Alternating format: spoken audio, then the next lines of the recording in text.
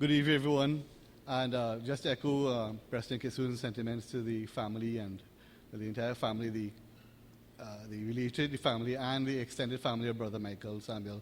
Please accept the sympathies of the Past Students Association. My father rang me earlier today and told me, remember what Brother Michael told you whenever you have to go and speak. He said, speak slowly, Stephen. So tonight I will take his advice. This week on Sunday, since Sunday evening, it's been an amazing 3 or 4 days. I have to commend the family, friends, and the past students also for the efforts they made within 48 hours, less than 48 hours of Brother Michael's passing. Everything was sort of in control. And that's a testimony to the amount of outpouring of love that came from all quarters for him. It's been a pretty physically and emotionally and spiritually challenging week for many of us, and I was trying to put something in writing, and people will say I'm being lazy, but this morning I got a call from a friend in England, a George Elias, the dentist. The two George Eliases that we know from the same year, George and George. And George is the dentist, and George should get his earliest flight back on Saturday evening. And he's pretty crushed about it. And he asked me if he can send an email and maybe read it. And I kind of said, well, yeah, I'll do it. But I thought it was more, he said, I know you won't, but be able to read it. But what he put in writing, I think, says what many of us past students feel. And before I read it, I can just tell you that to build a social network page, as our ministers will tell you, is not an easy thing to do, to get a groundswell of support in a short space of time. And apart from our normal Facebook page, which has about 2,200 students, past students, which is 1,000 more than NAP's Facebook page, by the way.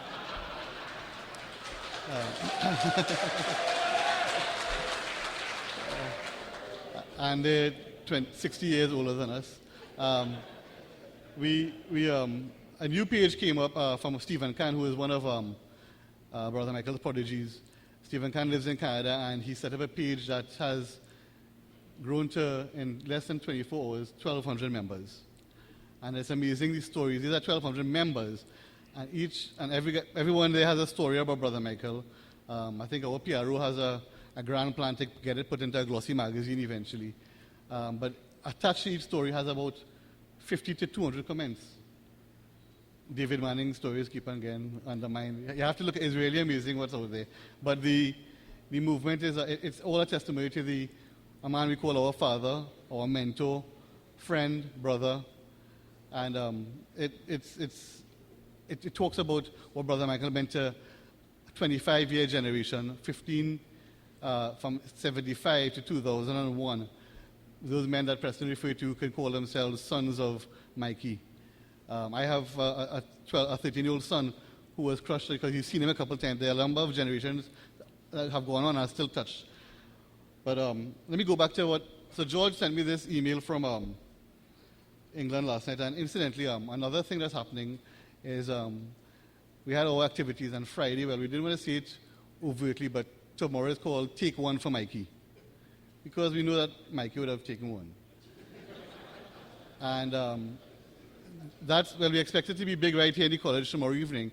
But I can tell you that in Maryland, Houston, Florida, Washington, London, a number of cities around here, Toronto, Vancouver, similar lines have been set up where pressmen are coming together.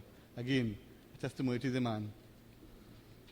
So let me slow down myself and read what George sent me. I wanted to post some anecdotal story about Brother Michael. Maybe about an incident, in which he touched my life as a student or thereafter.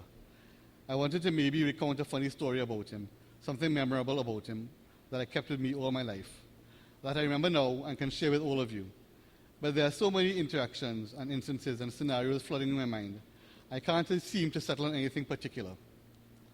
But reading all the heartwarming posts, many of which have struck a chord with me, and made me cry, I've come to realize some things that have me in awe. All us pressmen at some level or other, have been touched, inspired, motivated, encouraged, and entrusted to be better and go further than we believed we could ever had. This one man, over decades, with his words, actions, sense of fair play, and moral code, shaped hundreds of men's lives. The stories we have held on to somewhere in our subconscious that have been coming out now during our collective time of shock and sorrow attest to this. There can be no other explanation. This one man shaped lives. This one man did it while running a school, managing a scout troop, trying to coach a football team, and being the authority of a religious order. And the face of all this, remember the name of every one of the students in his charge. Let me just step away from the thing. I don't, apart from calling me Alan for a number of years as my elder brother, I don't think there's anybody that Brother Michael didn't know by name. I dare say, and realize his responsibility to his young men and their parents, guardians. He educated us, kept us in line, and most of all, he nurtured our spirits. He saw his urgent and serious role as making us all good persons. I dare say that all of us who are respected colleagues, great husbands, fathers, successful professionals, and businessmen owe a significant part of our success to him and our teachers at Pres, and to the environment of work and play balance he provided, that balance of work and play.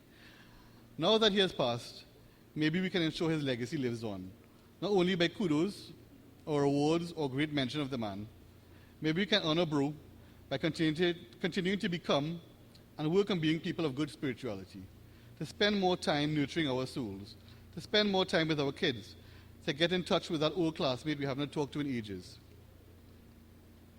Maybe we can honor what he did for us by giving back to our alma mater, giving time, financial aid, and also coming forward to help in school-related appeals, financial assistance to our teachers and clerical staff who may need us now.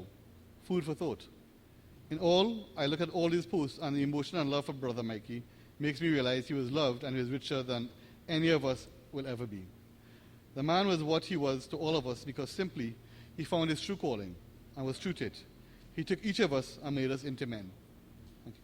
Thanks, George Elias. Thank you.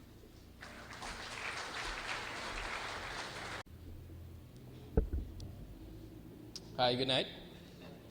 Well, my name is Andrew Benjamin. I had the privilege of being one of the last Form 1s under Brother Michael. And funny story about the next person I'm about to bring on, actually. I saw these two legends, Brother Michael and Mr. Hoyt. Yes, Mr. Hoyt. At Naparima Bowl after our musical earlier this year. And while I was there, I was like, sir, I don't think I could. I was just lost for words. Sir, I could get a picture, boy. I mean, oh gosh, these two men, look at them. So this is what bro was telling. Mr. Hoyt apparently didn't hear me, so he was like, what you were saying? This is Brother Michael's response. I don't know, boy. So he was on picture or something. Did we just give him a chest? So as I was about to take the picture, my battery died. So he was like, that's even working properly. Yes, man. I had to borrow someone's car. I said, don't move. Please do not move. And yes, I did get that picture. So, ladies and gentlemen, it is my privilege and my honor to bring on Mr. Leslie Hoyt on the stage to say a few words first. Youngster, play my ball.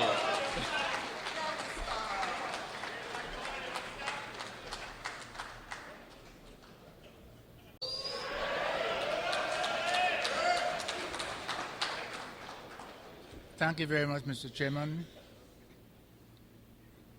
Condolences to the family of Brother Michael. My stint at Presentation College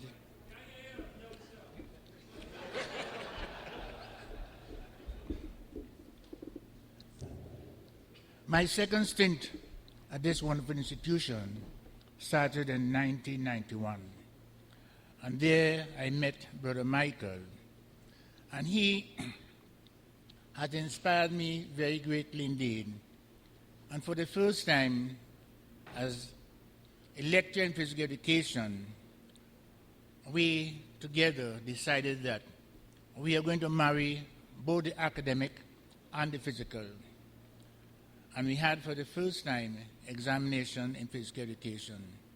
This has helped a number of people to grow through his inspiration, and all of us use Brother Michael as a model. I'm pleased that during those years, the students developed a passion, not only for the academic work, but for physical education and sport as well. And our theme at that time was, there's life after football, there's life after sport. And all our students did make a wonderful effort to ensure at the end of the day, they not only did well at the academic work, but most of them would have received scholarships and abroad. Our main aim was not to win intercol, but to make people, to make men. And this, I think, was achieved during my stay from 1991 until 2003. I'm very, very grateful for Brother Michael for hiring me at that point in time, because it allowed me to blossom as well. And with his principle, with his discipline, all the students would have grown. Hence, after that, we developed a philosophy for the footballers and for the footballers. And also, on all the football jerseys was written, "Proud to be Prez." Because we believe that at that time, we have engendered this spirit of President called San Fernando, which radiates all over the world, which some of our ministers are past students, like my fast bowler cricketer, Mr. Karim. He was a fast bowler. A goalkeeper in the name of Mr. Pixie Watson. These are all people who came through the system doing physical education, at the same time having that marriage between the academic and the physical. More than that, it's the first time that we had this subject done at A-levels. And I remember most vividly one Mr.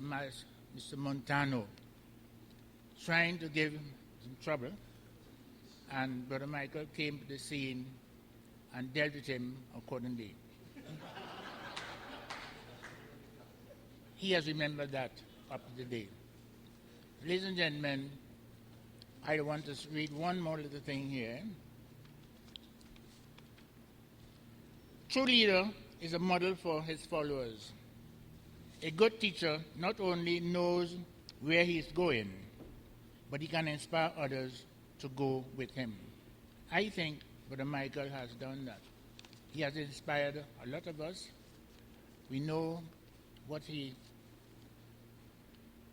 likes and his dislikes. He was keen on discipline of the school, and I thought during that period we really moved. The light did shine very, very brightly indeed. It's my hope that the light continues to shine as brightly. Thank you very much.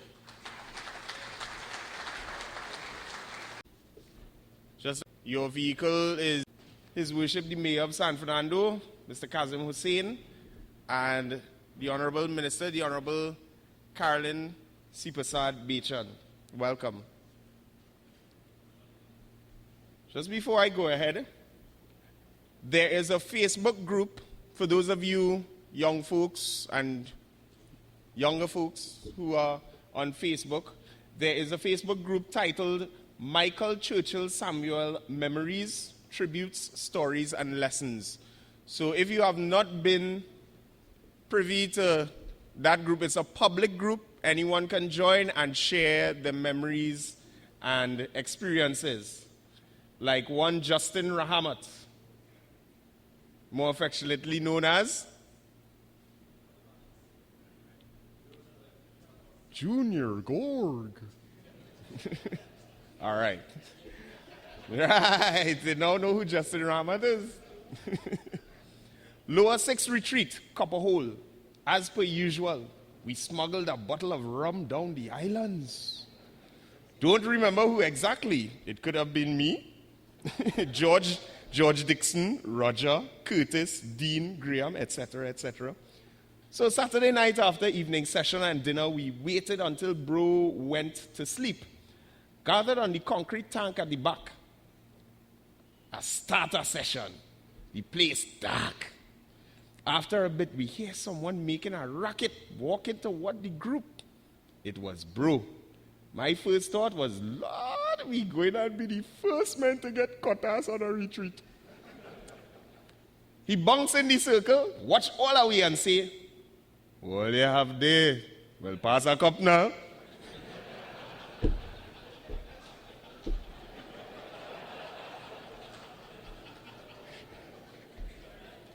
And during the session, proceeded to tell us that nothing is wrong with drinking alcohol. What was wrong was to drink to the point of losing control of yourself. He still drank out with rum, busy, and went back to sleep.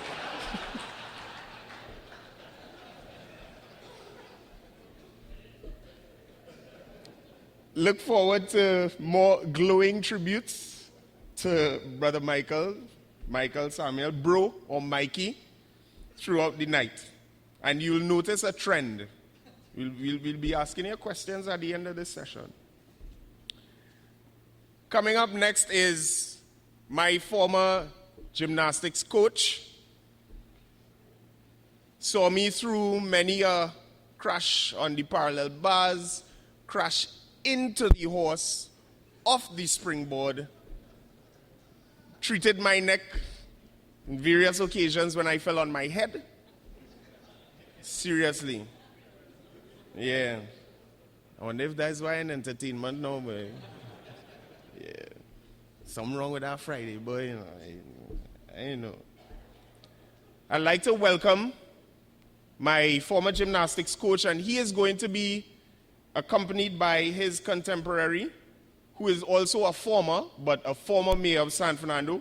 I'd like you all to welcome Mr. Anthony Raghunath of the class of 76 and his classmate, Mr. Francis Bertrand.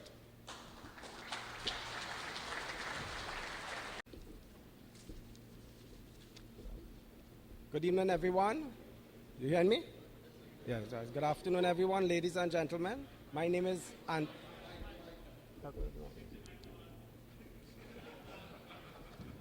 Good? That's good now? All right. My name is Anthony Raghunath. I'm a past pupil of Presentation College, and at present, I'm also a teacher. This is... Oh, I'll talk loudly. Hey, I'm Francis Bertrand, former teammate and colleague of Mr. Raghunath, and I would give him some support in this presentation. Yes. We both played football championship level, right? And that was the time that Perez used to win all the medals and all the trophies. Yes, I think we were part of a very historic team in 1975, where we were the only unbeaten team in the Colleges League, winning the Championship League and Intercol. By the way, I was the fantastic goalkeeper. And I used to be the last stopper, so I've been defending him all my life in school. all right, let's start really. I met Brother Michael in 1969 when I now came into Presentation College, San Fernando. Do you remember Brother Michael's original name? Brother Luke? Ah, Brother Luke. Do you remember he used to ride a scooter? Yeah, a scooter, not a motorcycle, a scooter. Also, he used to smoke a pipe. Yeah, at one time he used to smoke a pipe. All right. As a pupil, our lives continually crossed. As a pupil in Presentation College, myself and Brother Michael. I was in Scouts. He was the Scout leader. I was in the scout band. He was in charge of the scout band. I was in gymnastics. He was involved in gymnastics. I was in lawn tennis. He used to play lawn tennis. I used to play football. Well, you know, Brother Michael was the greatest coach in Trinidad and Tobago. Right? Francis could vouch for that for me. In fact, the reserve bench was Brother Michael's bench. Was it? So the fellows who were on the reserve team or reserves for the football, they had to sit on the floor, and Brother Michael had the whole reserve bench to himself. And he conducted what was going on the field. Anyway, Brother Michael was also my teacher at Presentation College when I was a pupil. He was my geography teacher. I left Presentation College in 1976 and returned in 1990 as a teacher. At that time, Brother Michael was the principal. So he was just a normal brother teaching, and when I came back, he became the principal. I have so many memories of Brother Michael because we were very, very close. From day one, because of all the activities, we were always touching each other's lives some way or the other. Monday, we had an assembly for Brother Michael, and, you know, we had some pictures and snapshots, etc., and that was from the Past People's Association. And I was watching at the boys, and, you know, I realized the boys showed great respect for Brother Michael, but they didn't know him because it's a number of years he has left the college. So I tried to explain Brother Michael to my students, and it was very difficult trying to explain Brother Michael. The only way you could explain Brother Michael is by knowing Brother Michael. Only by knowing him could you really know what this fella is about, this giant of a man.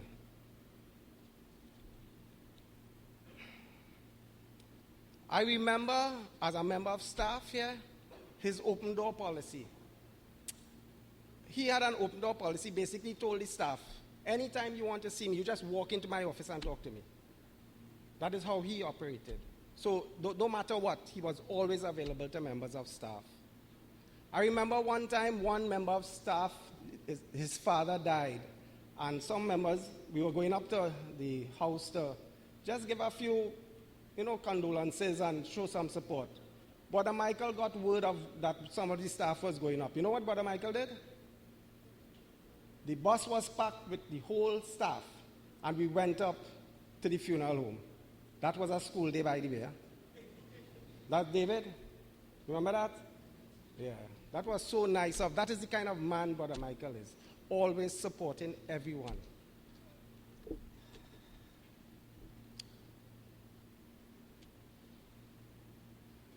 Do you remember, someone told me the other day, right at the corner right there, is Brother Michael's parking spot, just on the left of the auditorium. So we all, yeah, you remember that? So we always knew when he was in school and when he wasn't in school. And we were more interested in he wasn't, I think? All right. And also, Mr. Winkson, is he here? Mr. Winkson? Yeah, you reminded me of that, right?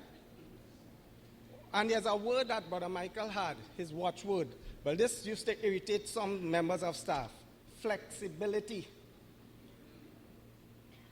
I'll explain flexibility to you. Brother Michael has an exam going on, and he's printing the exam and sharing one page at a time to the students. Okay? That was flexible. Brother Michael is also my daughter Michelle's godfather. And he also, my wife reminded me of that, my wife Leela reminded me of this, that he did our engagement. So, you know, as you get older, you forget things. You really forget things, you know, and people remind you of things and you say, oh, shucks, yes, I remember that. So we were very, very close. For my tribute, I would really like to recite a poem that encapsulates my feelings towards Brother Michael and the life he lived, one of joy, happiness, and goodwill to all men. I have never, ever seen Brother Michael vex with anyone in my whole life. Anyone ever saw that? Even if he's vexed with you, the next day he will be hugging up. What is that? When he cuff you down for a reason. No student in Presentation College could ever say that Brother Michael cuffed you down for no reason. It's true? Yeah. The name of the poem is Tribute to Our Father, because to me, Brother Michael was more than a father, more than a friend, more than a confidant, more than a brother, more than more. That, to me, that was what Brother Michael was. So let me just give this tribute to Brother Michael. I know no matter what, you will always be with me. When life separates us, I know it is only your soul saying goodbye to your body, but your spirit will always be with me. When I see a parang band playing, I will know it is you serenading joy to others, spreading joy to others, sorry. When a dog brushes gently on me so carefreely, I will know it is you assuring me you are free from pain. When the gentle fragrance of a flower catches my attention, I will know it is you reminding me to appreciate the simple things in life. When the sun shining through my window awakens me, I will feel the warmth of your love. When I hear the rain pitter-patter against my windowsill, I will hear your words of wisdom. And remember, you taught me so well that without rain, trees cannot grow. Without rain, flowers cannot bloom. Without life's challenges, I cannot grow strong. When I look out to the sea, I will think of your endless love you gave to me and my family. When I think of mountains, their majesty and magnificence, I will think of your national award, so well deserved. No matter where I am, your spirit will be beside me. For I know, no matter what, you will always be. Oh, no, let me get that last line. For I know no matter what, you will always be in my heart. With these few words of tribute, I would like to pray for Brother Michael's eternal soul to rest in peace and eternal happiness. I love you, Brother Michael. My family loves you. We all love you. Thank you.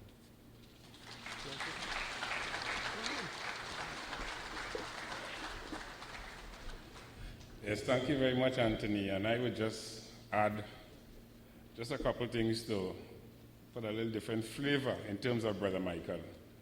I think he was very, very special, we all would acknowledge.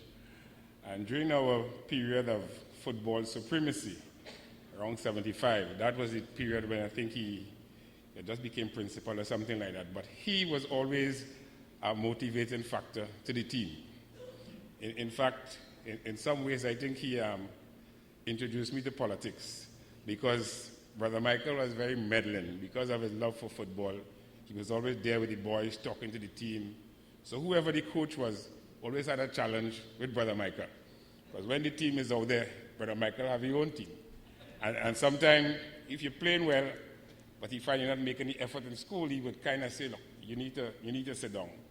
So at one time, it became an issue between the coach, I think was still in Paris and Radi at the time, and Brother Michael.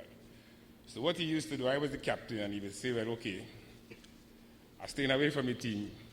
But every time it was halftime, he'd pull me in the corner, and he'd say, Francis, X, Y, Z, give me all the instructions. So you go and talk to them inside there, you know. So I was the sort of mediator, because he kept away from the team at the time, but he always got his instructions across. And we played a lot of soccer, but there was always that balance with the academics. He saw it to that. But one of the toughest games I can remember is whenever the championship team would play against the staff. And you know, Mr. Lala was reminding me, because when Brother Michael and Sheppy and these guys come out with the championship team, you know, he always had his knee band with a set of brace, Brother Michael. And he has the glasses tied to the back. And once Brother Michael is on the football field, whether it's left back or wing back, you know you're in trouble. He used to play like war, serious, very determined. So he always had that competitive and that fighting spirit. And I think what he had taught us most is that there was always a blend between the sport and academics. And while we all did well in terms of sport, that academic part, and I want to thank him for that. In fact, I was one of those who went to receive the athletic scholarship when I left school. It was a couple of years after, But in those days, I was working at Bayreuth as a trained fluids engineer, making a lot of money.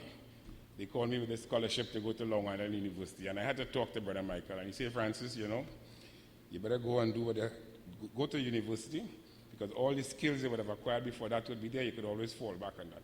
And I really would want to thank him. On a more personal note, he was very close to me. He was there. I got married very early.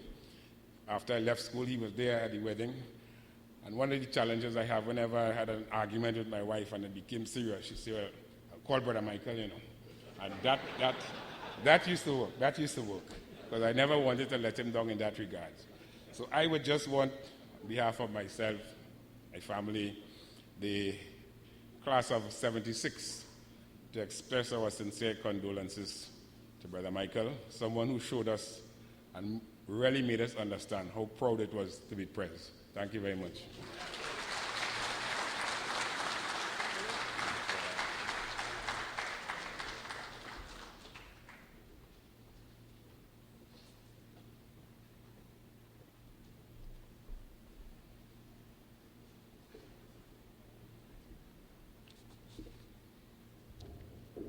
And just before we continue, the stage manager was just mentioning that the bellboy is itching to ring the bell. So if we can keep them sweet but brief. And just to continue from what Andrew started, these tributes. And I have to say, I think the person I'm going to mention here is from the same year as Justin Rahmat. And I think his brother is sitting either downstairs or upstairs with the class of 94. This one is from John Thompson. January 1993, assembly ends and everyone is heading to their class. But before a man can take his seat, John Thompson, please report to the principal's office, comes over the PA system. Walk into his office, preparing myself for the usual meeting with the leather strap, trying to figure out what I got caught doing this time. Enters the office. Bro, close the door behind you, John. Have a seat. Mr. Thompson, you consume alcohol, right? Yes, sir, but not during school.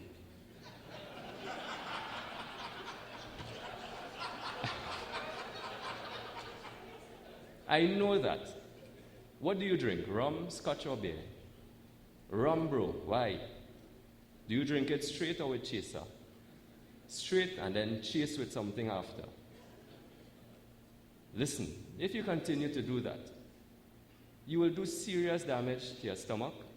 So when you pour a drink next time, add some of the chaser to it before you take the shot, and still have your chaser after. Understood? Yes, sir. Again, I think John is there thinking, did this man just tell me that? And bro then replies, now hurry up and get to class. Simple and sweet. The conversation was more in-depth about the damages that could be caused, but was a strange conversation to be having with your principal, especially after expecting to get strokes.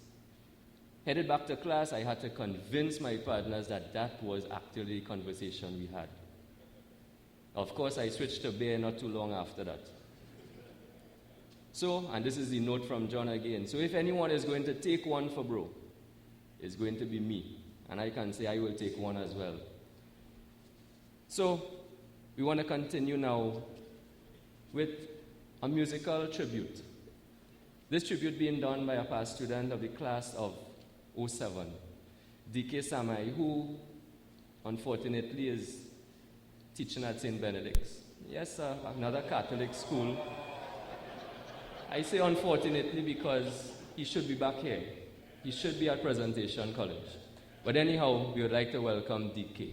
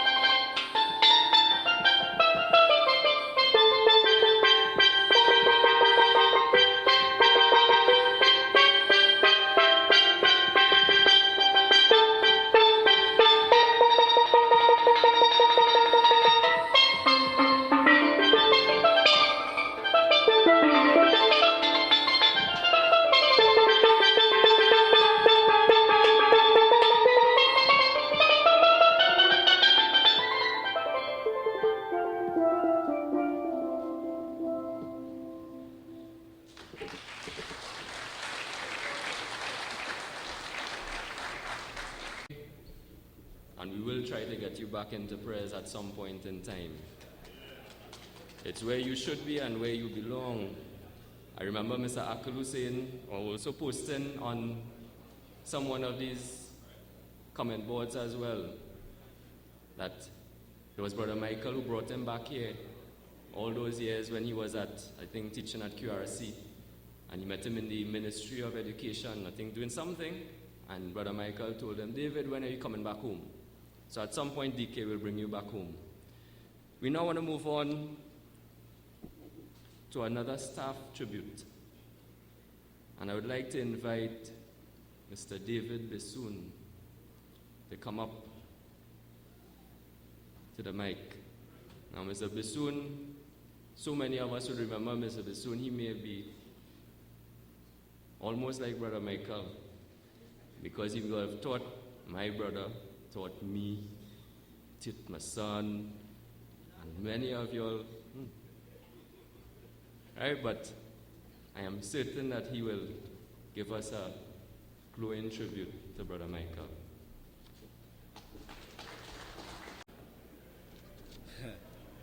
Good evening, ladies and gentlemen, brothers and sisters.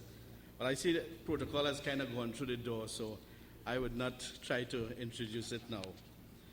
I don't know what Terrence's talking about, To me, I started here about 10 years. But in truth and fact, almost 3 decades have passed since I've been here. And I see in the audience many of my sons seated in front of me. Boy, only get old. Only looking old. It just makes me remember how old that I am as well. I had quite a lot to say about Brother Michael, but I think I'm going to shorten it because the fact is that there's nothing I can say really about Brother Michael Samuel that you guys don't already know. The fact that you are seated here this afternoon and putting up with all that is happening here meant that you were touched by him. And anyone who was touched by Brother Michael would have learned to love him and to respect him as I did. My first encounter with Brother Michael would have been a telephone call when he invited me to come to interview as he was looking for a technical drawing teacher. And I must tell you that I think Brother Michael, imagine 30 years ago, a guy with all this incredible vision for education was simply really a gigantic and colossal figure in the Ministry of Education. His wisdom would have brought technical drawing to Presentation College at a time when our boys were suffering at the university in the field of engineering. And he brought me here hoping that I would be able to introduce technical drawing to the college, a college that had never done any of the vocational subjects at that. And here I am, just 21 years of age, coming to meet Brother Michael for the first time. As I got to the gate, I took off my earring and put it in my pocket. And guys, let me tell you, I never did put on that earring again. So I took off the earring and I came in and I sat down. It's less for me to tell you, I had to wait about 3 hours to meet Brother Michael. Of course, he was always late anyway, he had to go and always hustling. So I sat there for about 3 hours waiting for Brother Michael. And the shocking thing was my interview lasted about 3 minutes. He looked at my credentials, and as quickly as he picked it up, he dropped it back on the table. I guess he probably wasn't really impressed with that. The next thing he was telling me, like, when can you start?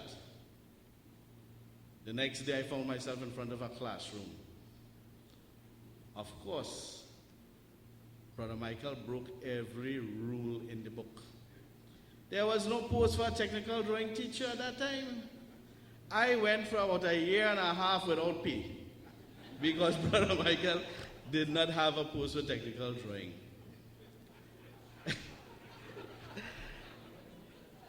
He did give me a small stipend to come to school, travel with a bus from Samoa to San Fernando.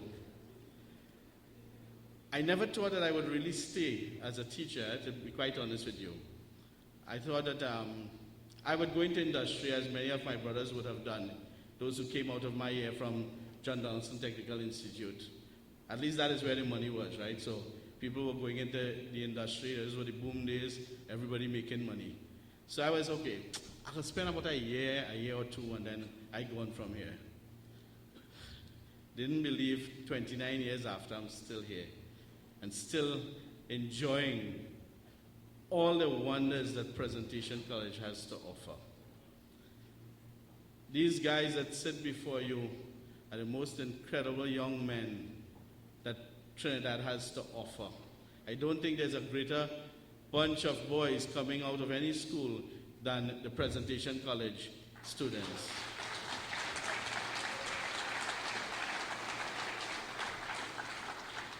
So Brother Michael's vision was to introduce this technical drawing to help our Form 6 fellas.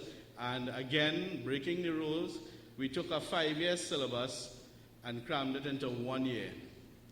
So our 6th form students actually started technical drawing, started in 1 year, finished it in 1 year, and got their distinctions in that year.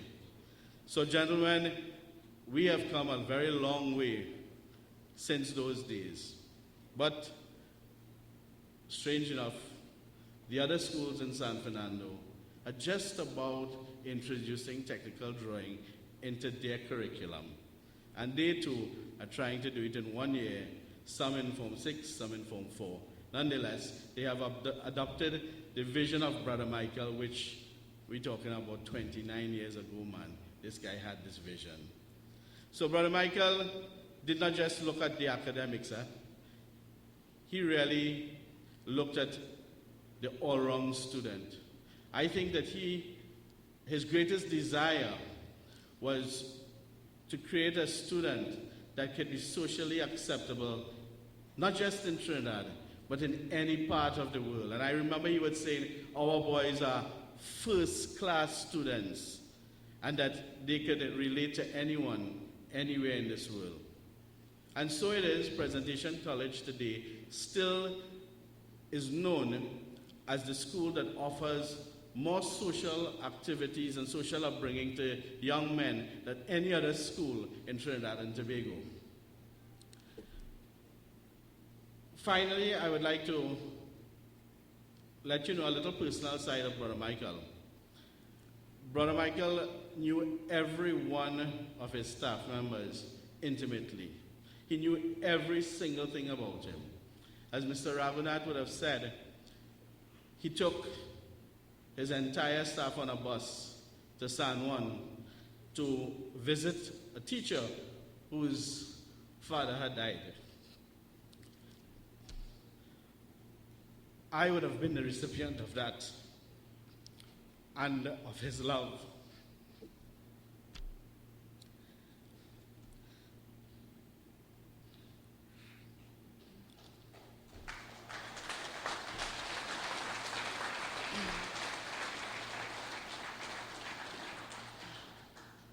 Brother Michael was not just a father to me, but a father to all. And I would like to introduce someone to you now, someone who shared a great part of his life and who was a very close and personal friend to Brother Michael, Mr. Junior Gopal. Can I see you, please? Could you come to the stage, please?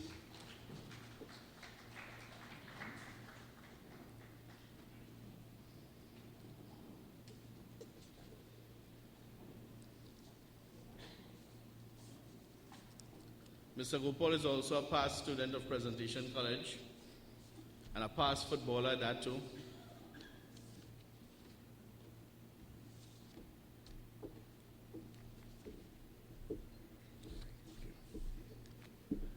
Good night, ladies and gentlemen. Good night, family members, Presentation boys, Presentation family. I didn't think I would do this so quickly and so soon. I always thought Michael would be with us, not forever, but for much longer. I must say, I first met Brother Michael at the age of 16 going to 17. Formerly, I was a St. Benedict student and a reasonable footballer. I think Naparima and Presentation was scouting for good players, and they both approached me. At that time, the beacon education in San Fernando in Trinidad and Tobago was Presentation. And as much as I'd like football and love football, Presentation was the attraction to me. So I remember one day I turned up and I think Mr. Rade, I met Mr. Rade in the courtyard over there, and he told me that, Gopal, we're interested in you, but only if you get a full certificate. I think Naparima had said if I had 3 subjects, they'll take me, but I wanted to come to prayers. So I did well at school, at Medics, and quite a couple of friends in my class wanted to come to Presentation. You know, we had quite a good class there. I did my application. We have to return in 3 days to see for our interview. I've never seen Brother Michael before. I knew Mr. Rade. So I sat outside waiting to see if I would be successful or not. And the bell ring, you go according to the line. And with the bell ring, my turn to get in the room. As I entered the room, I remember seeing this guy in this white gown. This white gown, I've never seen him before, and I felt, I bet not scared, but respectful first. As I approached him, he said, you Gopal? I said, yes, sir.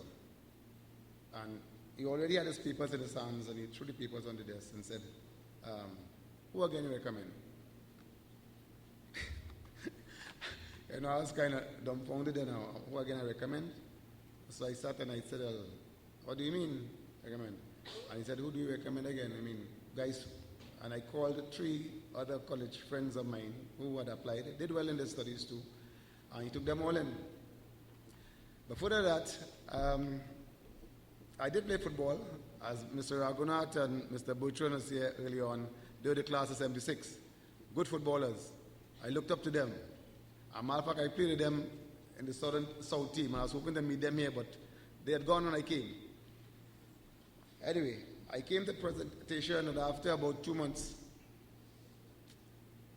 I stopped school.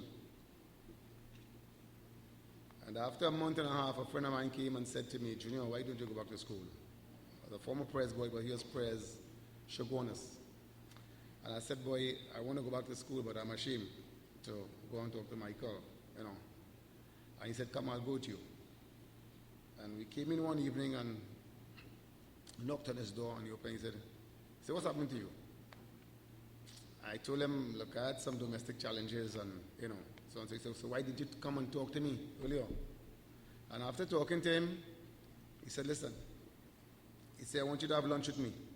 You go and have lunch at the brother's house, and breakfast if you want. He said, come and have breakfast on the table with the brothers. And I was feeling a bit, you know, ashamed to go with the brothers. So I said, brother, you know, I don't think I'll come to the table. So he said, well, you go to the kitchen and, you know, Miss Wiggins will organize you. I must say, those were some of the best lunches I had, you know, and after having lunches, they were so good, I thought I'd take advantage of the breakfast. So I used to have breakfast and lunch. The only challenge was to get to the brother's house, because I didn't want the other boys to see me going to the house. So sometimes I used to, you know, dart off on the side when the boy look around, you know. But I was really happy, you know. Brother Michael, he never admonished me, you know. I remember, you know, another occasion, we were playing, and I think Mr. Rade and I had a little, I was a difficult guy, basically. And I said I wasn't playing. So Mr. Rade scratched me from the team. And after realizing the team went out there, I think we probably would have come second or third in the championship that year, if we had won that game. And I said I wasn't playing, and Rade scratched me from the team, Mr. Rade, so after the team went out, I felt I had let down my college. I felt I let down Brother Michael. So I walked across the field and I said to him, I said, B, I told him what happened. I said, I'm really sorry, you know, because I think I let down the college and I let down myself. He said, well, the game started already. What can we do? The game started, you know. I can't do it again. I can't get you on the team again, you know. and the other game, the next game, I decided, well, we had lost. I'm not going to go again because we lost, you know, the championship.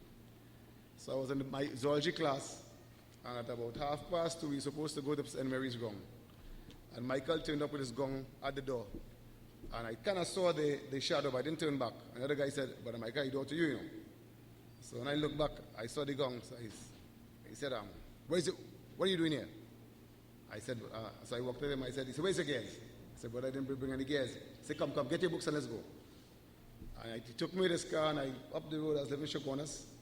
I had to prize open my louvers and get in the house and get my gears together. On the way up, the police stopped us, and we got a ticket. You know, Vex says, I don't think we spoke from San Fernando to Port of Spain. That's the last game we had to play. And then CIC scored in the first minute against us. We came back and we beat St. Mary's 4-1. That's my last college game, and I was coming back with Michael on that evening. No talk. When we reached where Stag was at where Stag used to be, you know. Grand Bazaar is now. He said to me, he said, come in. Has he ever considered being a brother? I said, who, me, brother? I said, no. He said, I think you'll make a fantastic brother, you know. I said, who, me, brother? He said, yes, I think you have all the qualities to make a good brother. I said, brother, I can't be a brother. He said, why? In those days, I think you had to be a celibate, you had to be a virgin, you know. So I said, brother, I used to have sex already, you know. So he said, well, you're a better candidate. You know, we make a better candidate, you know. So I said, brother, I can't give up that, you know. So then he started laughing. He said to me, at least you're honest. You know, so that was my college days. But beyond that, when I left college after, I remember again, I said I had challenges. My father died in the first year at college. And he had some medical problems, and we didn't have money to do it. I didn't came from a thing family, and Michael had started a collection, and he died before he could have, gave him that money. So when I left college, Michael called me and said, "Go Ben, I have a check for you." I said, "Check for me? For what?" He said, "Remember that collection I was making for your dad for the operation?" He said, "Well, I want to give it to you because, he died." I said, "Well, Mike, I don't think I deserve that because, He said, "Well, I can't give it to nobody else again. I want to give it to you." And he called me back and gave me that check. So beyond that, I left college, but I always kept checking back on Michael ever so often. But we really grew closely. Michael, bonded for the last 20 years, 15 years. I mean, we have celebrated all our birthdays together. Michael's birthday, my birthday, all together. I mean, I always have celebration. Michael, if I don't invite him, he invite me. And if he didn't have a celebration, I tell him, let's have one. Michael's the kind of guy, all my friends was Michael friends. All my friends became Michael friends. Michael was a father to me, a principal to me, and Michael would be my best friend. Best friend because I could have relied on him on anything. I know he could have relied on me too. I have many...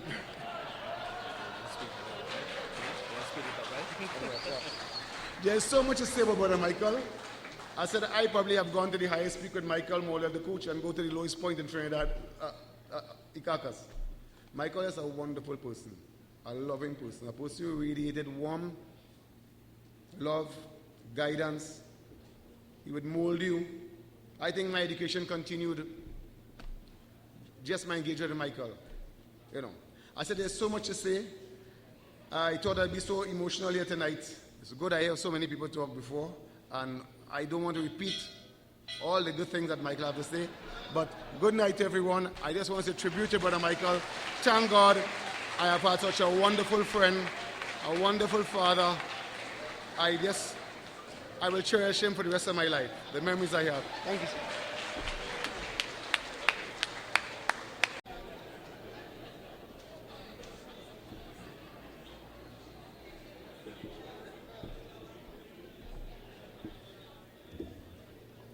Thank you very much, Junior. Gopal, can we give it up once more for Junior?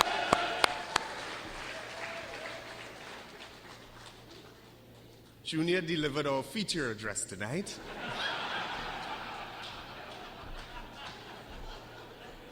All your praise, man, is the worst. Like one Randy Rambai. He has 3 famous quotes of Bro that he usually got. 1, Randy, if you keep your hair long, at least tie it and keep it neat and with a matching thing na woogie. 2, Randy, turn off that music. And 3, in philosophy class no less, fellas, you must slap your wife's bottom from time to time to make sure she feels appreciated.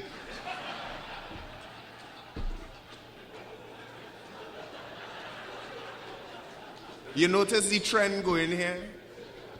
Now, just to keep on the safe side, this is not Angostura, this is not the house of Angostura, what have you, right?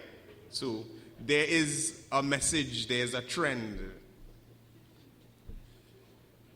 Now, of late, there are certain posts of mine that have been liked and commented on by our next speaker.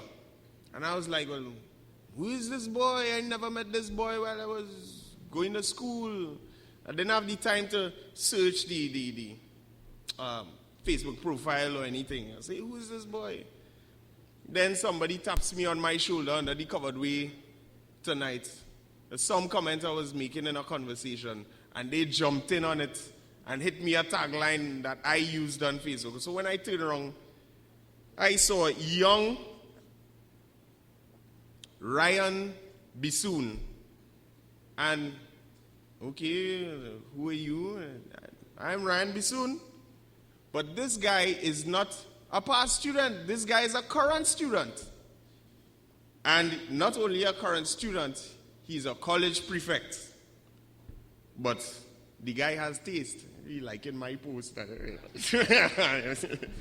Ladies and gentlemen, it's my pleasure to bring to the stage to give a college tribute, a current college prefect, ladies and gentlemen, Ryan Bissoon.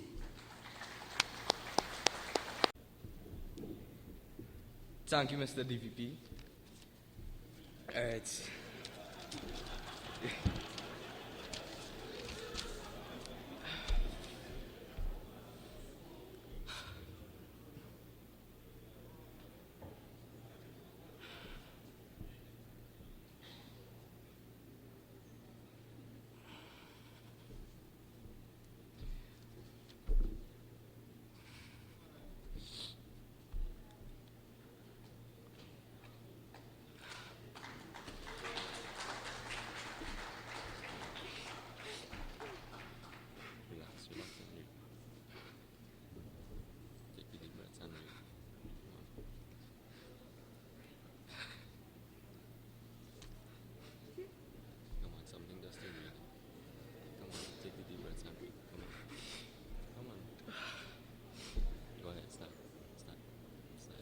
Good evening, ladies and gentlemen.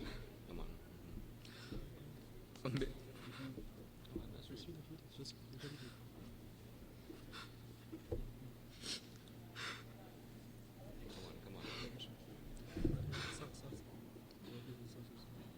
On behalf of the present presentation encouragement, I'm here to share my experience with our brother Michael. I've heard so many stories of him from my dad, stories that seem to be 10 times as old as me, and every one of them had me dying with laughter. I may not have had the privilege to have known him as you do, as the best principal ever, but I knew him on a whole different level. Brother Michael knew me even before I knew him. Literally. In fact, I was told that I was conceived a doorway away from his room down the islands.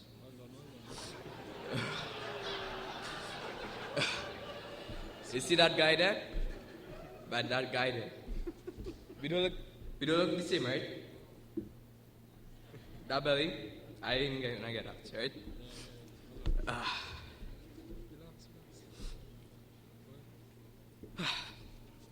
However, memories of him as a toddler were very vague. It was only when I stepped foot into Paris I appreciated who he was. I saw his face everywhere, places such as our own art room and the office. Gradually, I found out that he was Paris. He was the foundation of the Paris spirit. Although I met Brother Michael in social gatherings, press functions, and privately at home, our relationship developed over Facebook. Every status, every picture I would put up, he would like it or even comment, especially if it was about prayers. My dad has never been fond of Facebook and never wanted me to be on it. But if it wasn't for this, my relationship with Bro would have never been so well polished. For a man of his age, I found it really cool that he was able to keep up to date with technology and also use it very well. Anytime I saw him, he would stretch out his arms and wait for his hug. Because of this, I would feel a bit embarrassed, but soon I realized that it was just the incredible love he had for everyone. But then again, who could resist his big and cuddly belly? The Wednesday before his passing, Brother Michael visited the old brother's house, now known as City Post. One of the reasons for his visit was to discuss the present college prefect's plan to build a stone waterfall and fountain, and also to light up that tree down there, for Christmas. When he heard of the plan, he was elated and gave us his blessings immediately. I would miss your hugs. I would miss his affection. Brother Michael, your memories will live on in the hearts of all present forever. Rest in peace, bro. Until we meet again.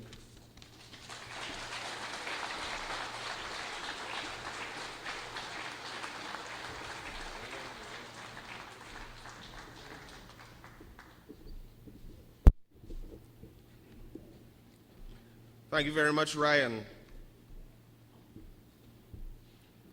Well, we're going to end this part of our program. We're going to go to a little break, but we want to end on a strong note, and I'm going to invite our next speaker to take the mic and bring a tribute on behalf of the Congress of the People.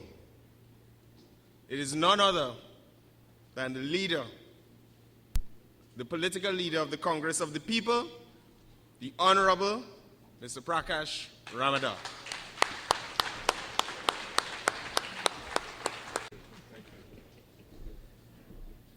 Good evening, everyone. I did not have the good fortune of attending presentation San Fernando. I had the great fortune of attending presentation Chaguanas.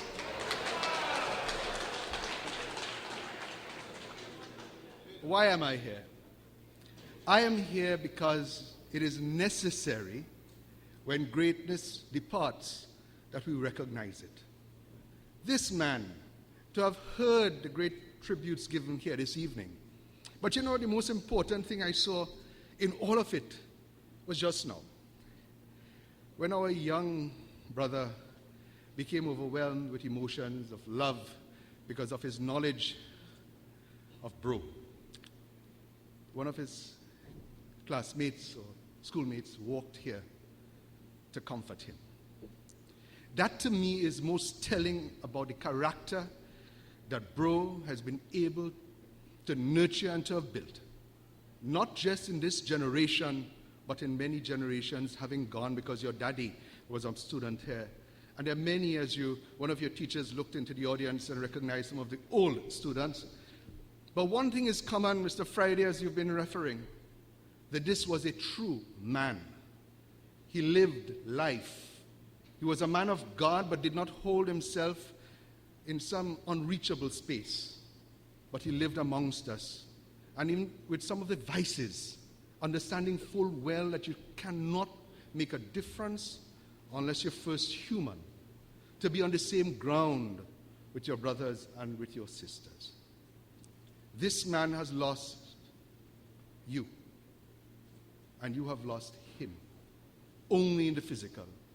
And I am envious today because I realize immortality is at hand. Having departed the physical space, Bro will be immortal because he has nurtured those beings, those generations. And it has been said that teachers do not ever know the limit of their effect. By having nurtured these wonderful presentation boys, men and leaders, they would nurture into the future other great patriots and leaders. And that is where immortality lies. By one passing on to the other. And if we did not have Brother Samuel, then we would have been all much less. So I want the family say that your loss is shared by so many. I lost my father just a few months ago. So I understand the immediate and personal grief that you will share. But in this audience here tonight, yes, there is grief, but there's also joy. Because his life represented the best that we could give of selfless dedication to your brothers and to your sisters. A great soul, and therefore you should feel lifted by his life without regret. And how many of us live our lives that at the end of the day or in our passing, many would say, you know, it was unfulfilled. He chose his path and he lived it to perfection. I think we, each and every one of us, owe it to live our lives to perfection in his honor. The void that I speak to must be filled, as your physics teacher will tell you, that the universe abhors a vacuum. Let that vacuum which he has left be filled by his great memory and the emulation that we are all capable of. I truly am honored to have known this man, not as well as many of you here would have, but my party, the Congress of the People, he came to it as much as we came to him. He was an inspiration in the politics because politics is about making change. And he knew full well that the changes that he made here in San Fernando and in Trinidad and Tobago, and I'm hearing now that the children have gone into the world, in this world, that you need sometimes to take a different position, having created a true center of excellence in Presentation College, to expand that into the wider community, to have shared himself. We were all very happy to have had him. We are all grateful for having known him. Let us now ensure that his legacy is not one left only to memory, but to emulation. I thank you, each and every one.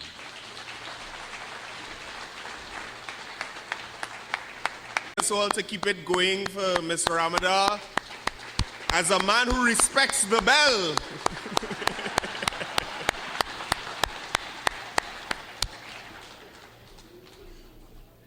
I fought for you, Mr. Ramadan. The stage manager was backstage, watching hand, stopwatch going, and one hand ready to hit the bell. But I was like, don't worry, trust. He'll respect it. You had 10 seconds to spare.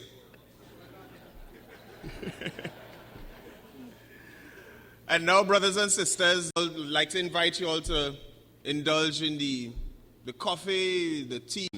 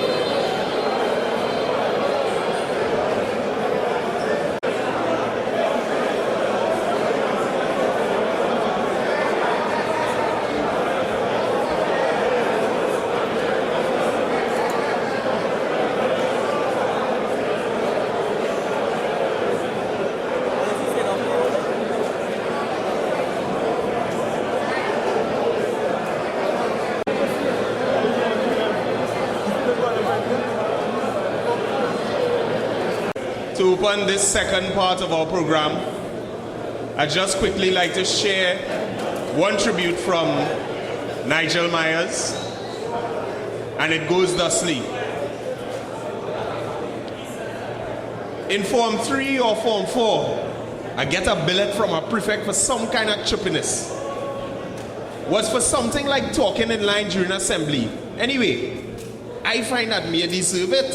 So I threw it away and went ahead with my business. About 2 weeks later, while passing through the tunnel, Mikey stopped me, and this is what transpired. Mr. Myers, did you get a billet recently from a prefect so-and-so? Yes.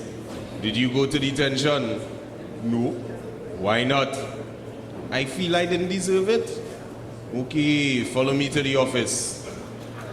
And this is Mikey, while rolling up his sleeves and retrieving the strap. Mr. Myers, you just can't do what you want when you want. It don't work so. Now look what happening. That was one of the many cocktails I get in press. I was also a regular fixture on the cricket pitch on Monday mornings for reaching late to school. Maybe that is why I become an opening bowler. And we continue. We'd like to thank the Honorable Prakash Ramadar for being here, and more specifically for representing on behalf of Pressure Ghost. Now mind you, it may seem to you that I am talking after Prakash. But hold on, if you watch it properly, Prakash close, I the start the thing. So let me get the second half started. I thank you.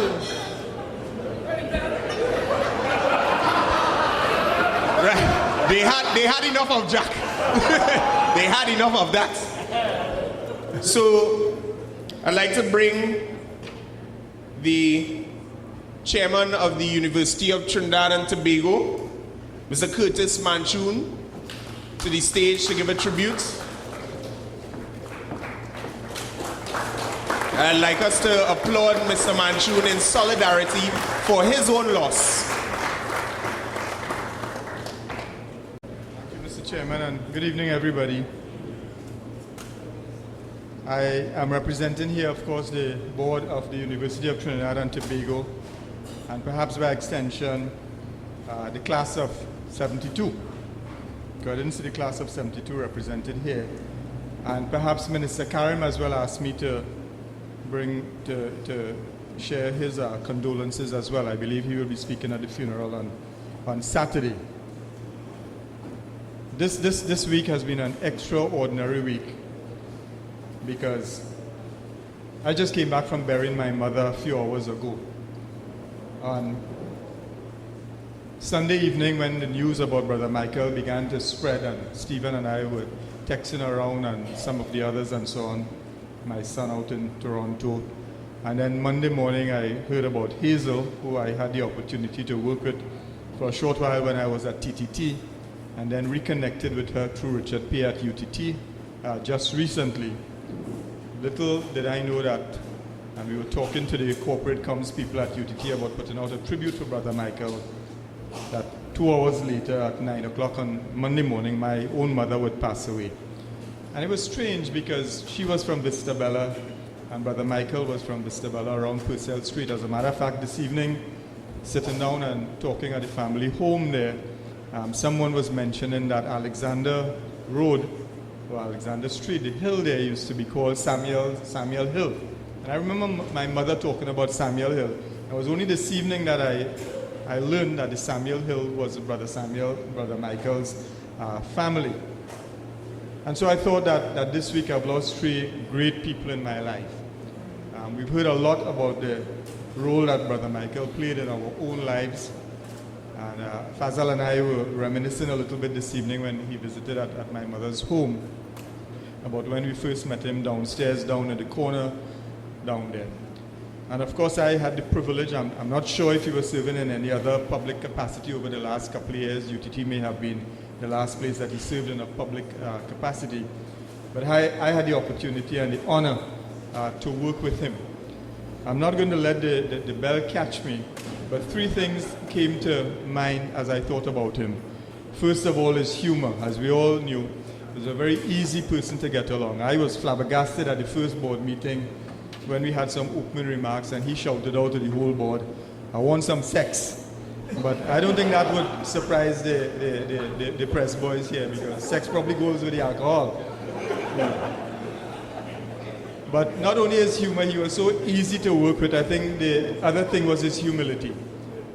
Although, as we've described him as a giant of a man, a monumental man, and I knew him as my principal for many years, and of course having spent his entire life in education, he was not arrogant. He was not lording it over me as the chairman of the board. He just was a great team player. He fitted in and he worked with us so easily and so comfortably. And so his humor and his humility, and I would say finally his honest contribution. Our styles were probably a little bit different, and of course when you get together with a number of board members, he was a strong personality. But I would say that he made his contribution honestly and openly, and on behalf of the UTT board, he will be sorely missed. I was saying to the vice principal a while ago, put in your application because we'll be looking for a replacement, but of course Mikey's shoes are big shoes to fill. But we will sorely miss him for his personality and his easygoing style, but his solid contribution to the cause of education and for Trinidad and Tobago. On a personal note, as I end, 20 years ago when I was exploring the business that I now run, a flyer came through the mail that Stephen Covey was going to be broadcasting his first live satellite broadcast from Australia. I was still working at the bank. I was the manager of the then Bank of Commerce just down the street at the library corner here. And my wife suggested to me, why don't we do this? Now, 20 years ago, satellite transmissions and all of that was not as commonplace as it is now. I said, but how are we going to do this thing? I mean, we don't have any technical expertise in the area. And one day, just driving to work, I spotted a satellite dish here. And at lunchtime, I walked across here. And of course, he was accessible. I didn't have to wait 3 hours. He was accessible. He was easy to talk with. And I asked him, I said, could we do this thing? He said, well, why not go talk to the audiovisual technician? And to cut a long story short, he made the audiovisual room available. Because the broadcast was coming from Australia, it was from about 7 o'clock in the evening to 10:30. And we made all the preparations, we advertised and so on. And this was the first paid thing I was doing. And we surprisingly got about 100 people, 70 of which traveled from Port of Spain, come down here in the evening. And this was just really just experimental. And lo and behold, when we came in here in the evening, I saw a big fire truck with the bucket up on the satellite dish, only to learn that the satellite dish was given some trouble. And I mean, I was devastated. I thought this whole thing was going to crash. But as usual, brother was there supporting and encouraging. And when that satellite signal came through down in the audiovisual room there, it was a real joy to me. He never asked for anything. He just gave it freely and voluntarily, so much so that I think I may have forgotten the pivotal and the foundational role that he played as I began to grow the business and so on. And so, on my own behalf and my family's behalf, my son came in, but he was unable to be here this evening. He attended presentation as well. And on behalf of the board of the University of Trinidad and Tobago and the whole UTT community, and Minister Karim as well, I would like to pay my tribute to Brother Samuel and the role that he played in my own life, the role that he has played in the life of the University of Trinidad and Tobago over the last couple of years. Thank you very much.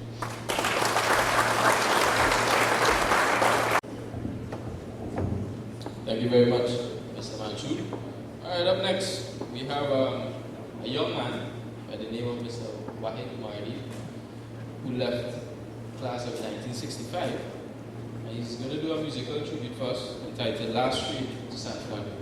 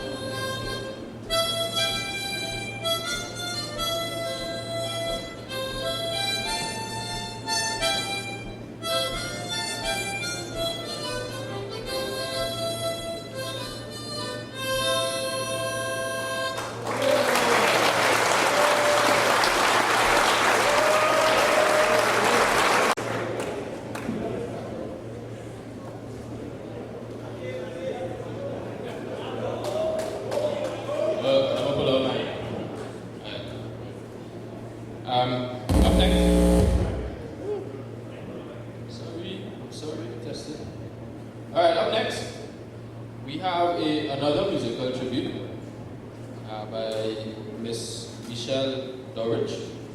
All right, she's here. She's backstage. So, Michelle.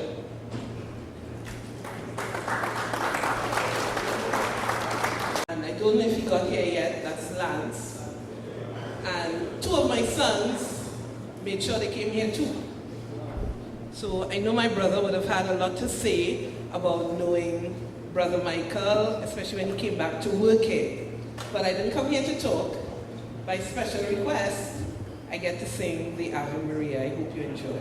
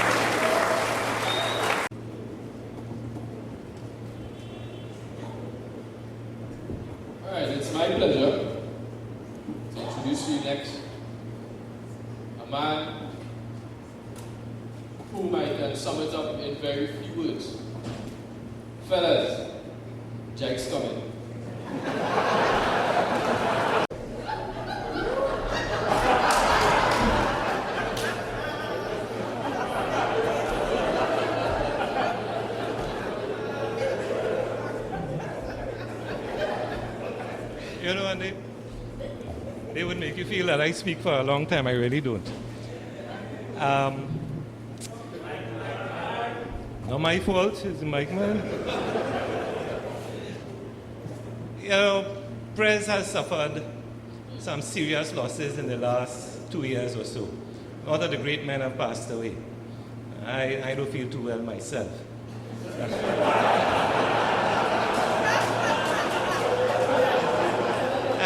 As I was reflecting on Brother Michael's tenure here during my own time, we all think about our own mortality at these times. So I started remembering an incident that happened to me about 2 months ago. Ended up in the hospital, they had to stitch me up, check brain with MRI and all kind of thing. And it's not a serious story, but it really happened. So I was reflecting on that today, and I thought, oh my God, what if I had really died? Not because I was afraid of dying, but because Brother Michael's headline reads, larger than life principle passes away. And my byline would have read, former principal dies after falling out of mango tree. And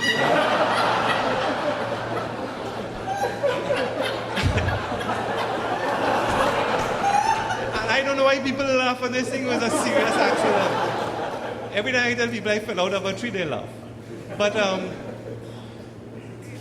to go back to the point I was making, which I always tend to stray from when I was teaching. Hi, Brother Robert. The common thread you will hear all the time is larger than life when it came to Brother Michael. And it might be simple to think that a young fellow spending 7 years here, always seeing this powerfully built man with flowing robes striding through the corridors, would tend to go into some kind of hyperbole. But he really was larger than life, because when I came here, I was already an adult, married, 3 or 4 jobs before, 2 degrees. So I didn't come here starry-eyed. But in the 22 years that I worked with him, my admiration for him soared. And it had to do with his courage, it had to do with his patience, and it had to do with his concern for his students, and a lot of energy. I won't go into the energy part because everybody here knows what Michael did. Full of energy. As a matter of fact, I think he burnt me out as a vice principal. He would call me 6 o'clock in the morning after we had discussed something with the staff the day before. He said, Errol, we could change so and so, so and so and so. I was just in the bathroom, I was thinking about this. I said, well, bro, you only have good thoughts when you're in the bathroom. But he really burnt me out. He worked at a pace. The courage part. There's a point I really want to emphasize. He became principal in his early 30s. At a time when principals weren't supposed to be locals. And he was a brown-skinned person. And he was going to lead a staff of men who taught him in school.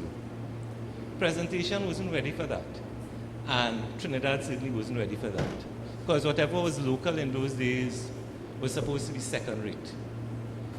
He told me, Errol, for the first 3 months, I had diarrhea. And he wasn't joking. And after that first year, no scholarship came. For the first time in years. His first year, no scholarship. And he said, I almost had a nervous breakdown after that first year. And where the courage comes in is that in spite of all these added burdens that he had to carry, he decided to turn Presentation College upside down. As former speakers would have said, he moved away from the scholarship emphasis and he moved into every student must get a chance to exhibit whatever potential they had or realize that potential somewhere down the line. Now, we all know here that he was highly successful at it. But a man who sets out on a mission to change things to that extent doesn't know how he's going to end up.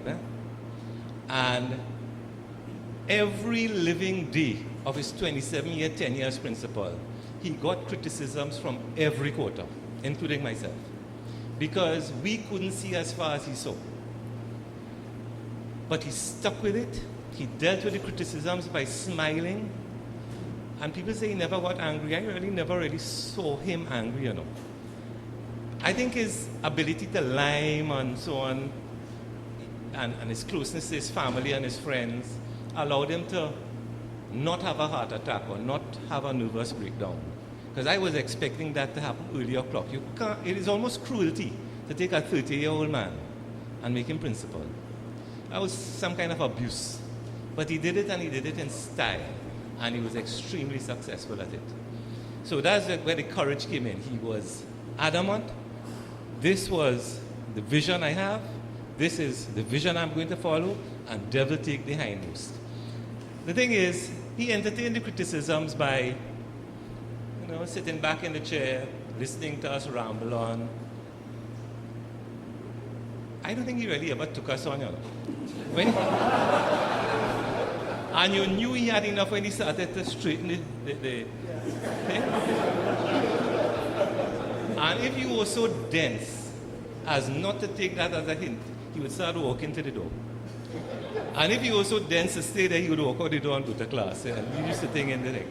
So, but he was a man of tremendous energy, tremendous courage.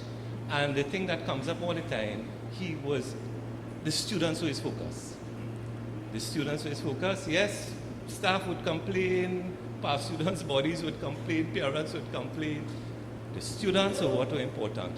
And this presentation spirit that we are all so proud of, how was his creation? I don't think he set out to create it, but no other school has this spirit of service and brotherhood and so on. And he created it by simply, what you'd call it, exhibiting what he expected of the students.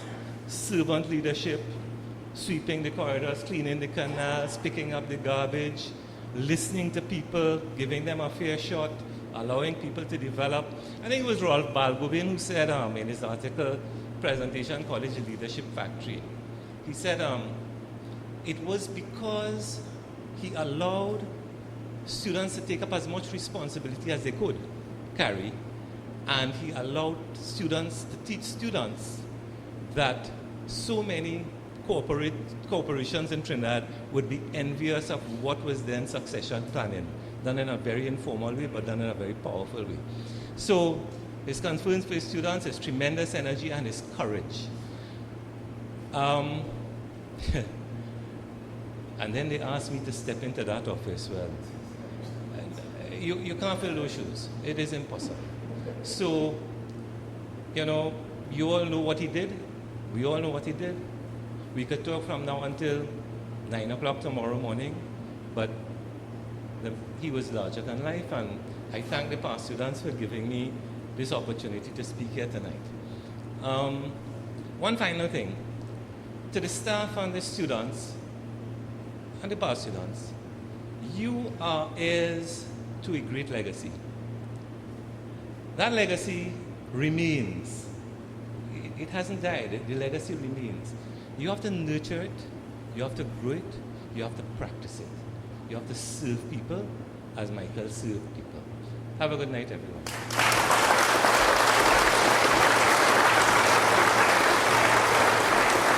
Thank you, Mr. Jerry Cranston, and I must say I was saving you from the bell in the back there. These boys wanted to run out and ring the bell.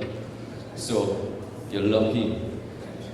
We move on to now another tribute from the class of 58.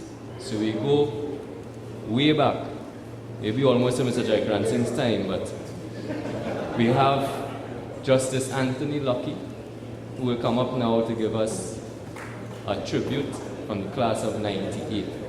Of 58, sorry. Justice Lucky.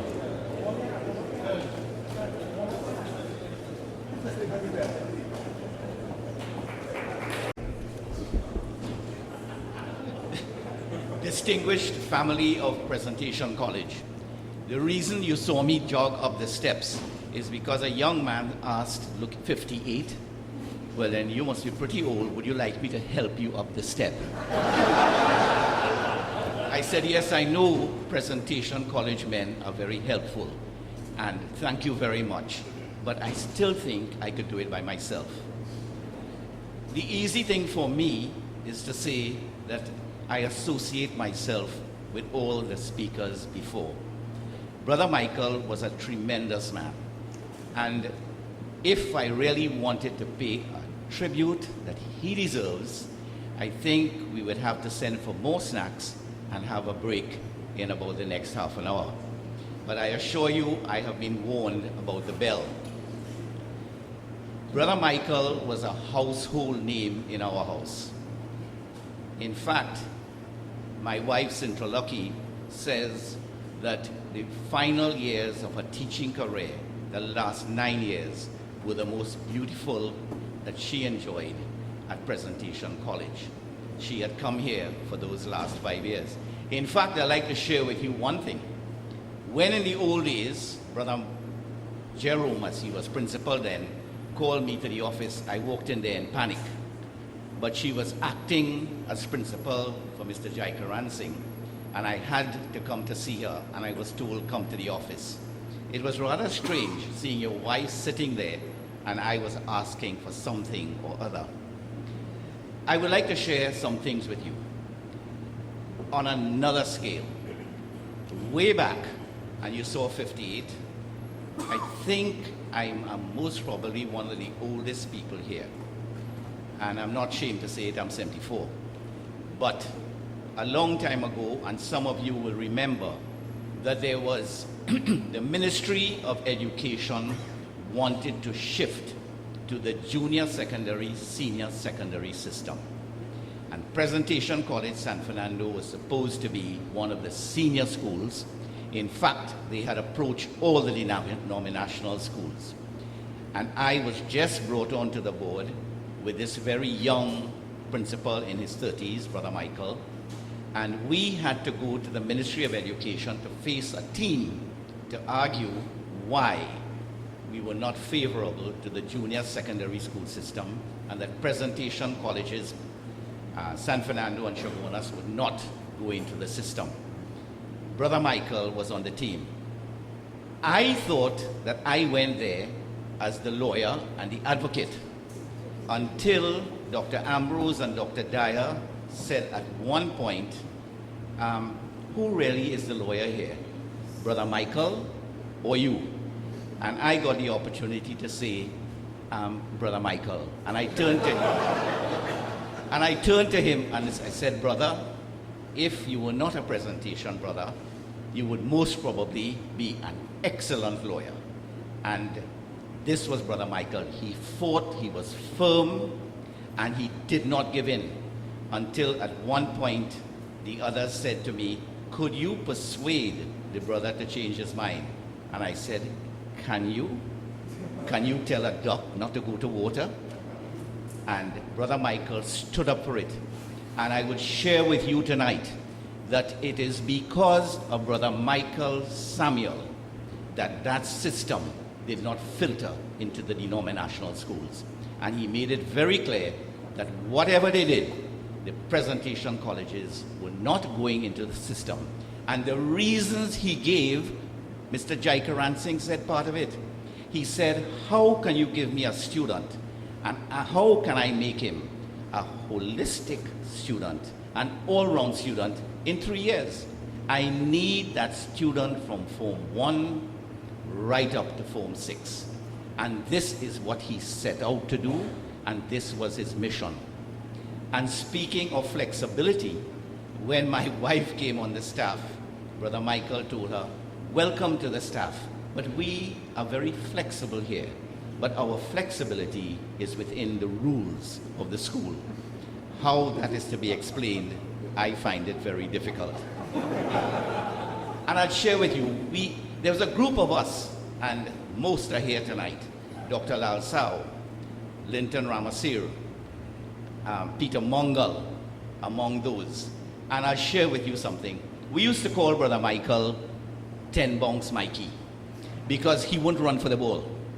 And he would wait, it would bounce twice, and 2 bounce Mikey became 3 and 4. Until he came back and he said, you all spread this thing to Canada.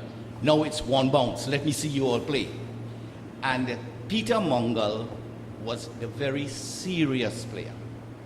And he would say things like, you know, brother, okay, don't coach me. I'm doing all right. And Brother Michael would say, but Peter, you're still hitting the ball in the net. But there was one occasion I'll share with you. Brother Michael was playing on the right forehand. My brother Andrew is left-handed on the left. And Peter Mungle hit a beautiful shot, and Michael saw it going past him. And he turns to Andrew, who was about a distance from where I am, to where the sign is there, and he said, "Andrew, that is yours." What we learned is that as hard as he played and the fun that we had, he was a very pious man. And I think in his own way, when we finished tennis and we went to have a drink of water, you didn't let me finish, fire water, and we sat there, always there would be some calming effect of Brother Michael.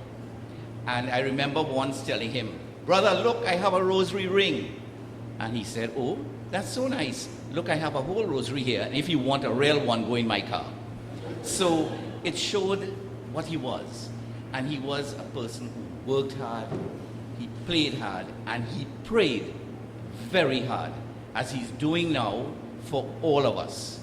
And I would end on this note, that when I told our youngest grandson, I said, "Joshua, Brother Michael has died." He said, "My mommy told me."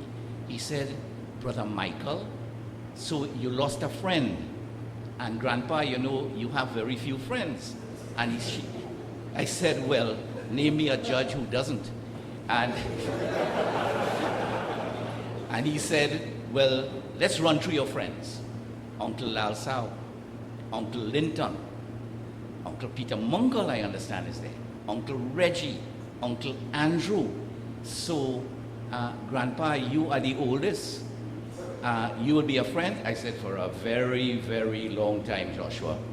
For a very long time." So we lost a friend. And I would like to end by even tonight recognizing two people. My brother-in-law and his wife, Keith, who flew in this morning from Toronto, and Russell Wingson, who flew all the way from Vancouver to get here to recognize this tremendous man and this great man. And forgive me, I'm looking at the bell, but I must end with this. Having heard over the past few nights, people, a verse comes to mind, and I think of it when I think of Brother Michael. To live, from Thomas Campbell, to live in the hearts, yes, they know it, to live in the hearts of those you leave behind is not to die. And Brother Michael will continue to live in our hearts, and his legacy will continue in Presentation College. And forgive me if I go with this verse, which I always liked, and it's from Tennyson, and on the passing of Arthur. And I feel that in these circumstances, this is what Brother Michael will say to us. Because, as they said, and slowly Arthur answered from the barge, and we can put it, and slowly Michael answered from the barge. The old order changeth, yielding place to new. And God fulfills himself in many ways, lest one good custom should corrupt the world. Comfort thyself. What comfort is in me? I have lived my life, and that which I have done, may he within himself make pure. But thou, if thou shouldst never see my face again, pray for my soul. More things are wrought by prayer than the world dreams of. Wherefore, let thy voice rise like a fountain for me night and day. For what are men better than sheep or goats that nourish a blind life within the brain, if knowing God, they lift not hands of prayer, both for themselves and those who call them friend. Unquote. And I end by saying to all of us, because we are the family, and more so to Molly and all the other close relatives of the brother, from my family, from my house, from Sintra, who would have liked to be here, but unfortunately can't, Cindy Ann, Jillian, Elizabeth, Antonia, Matthew, Joshua, and Isabel, the inner family of Brother Michael, please accept our sympathy, for which I direct to myself. Thank you very much, and I want to thank those on the back for not ringing the bell. Thank you so much.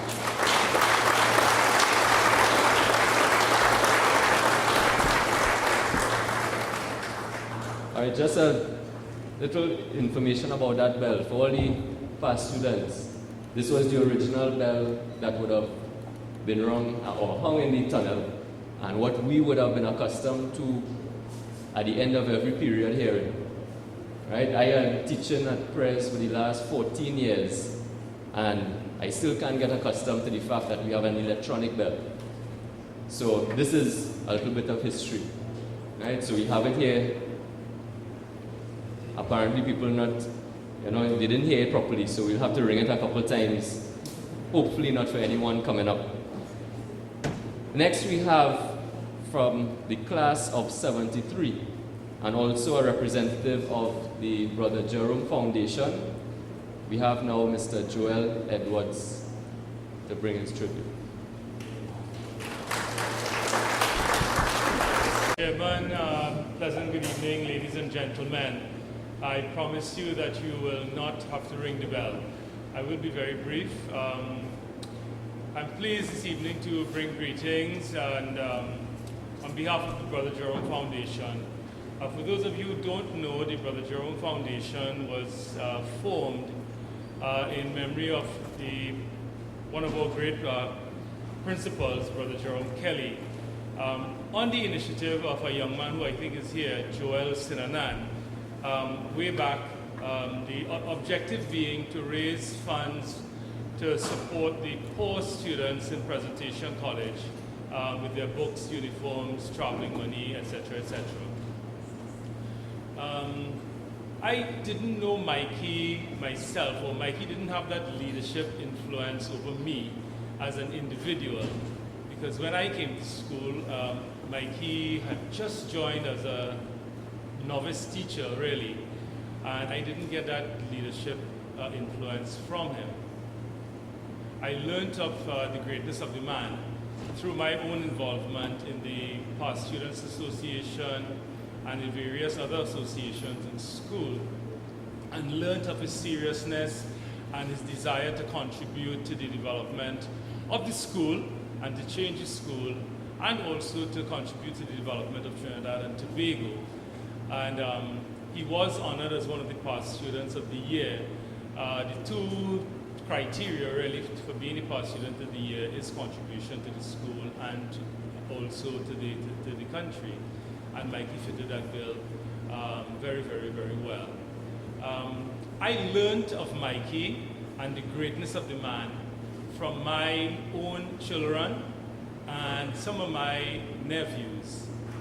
And for children and for nephews who never gave, in my view, an inkling or care to anybody, the kind of love that they demonstrated for Mikey, I found it to be incomprehensible, because I never loved any of my principals or any of my leaders in the way that these children claim to love Mikey. I mean, they really loved Mikey and the man that he was and the man that he encouraged them to be. And I'll say to you that all of my children and all of my nephews have turned out to be very, very decent gentlemen. I grew to know Mikey as that kind of person as well, as a person who loved people and who cared for people. What stands out most in my mind is the fact that Mikey re-engineered, rediscovered, reignited the Pres ethos. It is something that the Past Students have always been, the Past Students Association have always been concerned that with the no more brothers in charge, we would lose the Pres ethos. But certainly Mikey redeveloped and reignited that Pres ethos. And as we have lost Mikey, the way I would suggest that we pay our tribute and our respect for him is for each and every one of us to play our part in continuing that legacy of the Pres ethos and ensuring that Pres men follow in the footsteps of Mikey to be great men who would want to change Trinidad and Tobago for the better. So Mikey, rest in peace.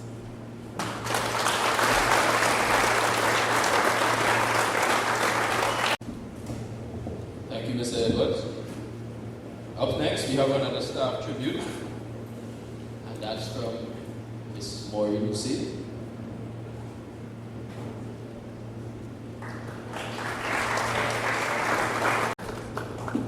Bonjour mes élèves. Good night everybody. I will be so bold as to take it upon myself to represent some of the female staff members who are not here tonight. I think of Miss Banfield, Jennifer, who is in Tobago. I don't know if some of you know, she teaches in Tobago now. And she would really have liked to have been here tonight. Beverly Guy Williams, who has been very, very involved in organizing the funeral and so on, and has been here most nights, but is not here right now. And Sola Grant Williams, who I don't know if some of you know, has been very ill. She has had serious surgery. She is recovering very slowly, but thank God, bit by bit. And in fact, for those of you who are here and who I know would be interested, please, we are trying to keep from her these kinds of bad news. I know she will feel it very deeply afterwards when she does hear about Brother Michael's death, but at the moment she cannot have any kind of excitement and upset. So if you are in contact with her in any way at all, please do not mention it for the time being.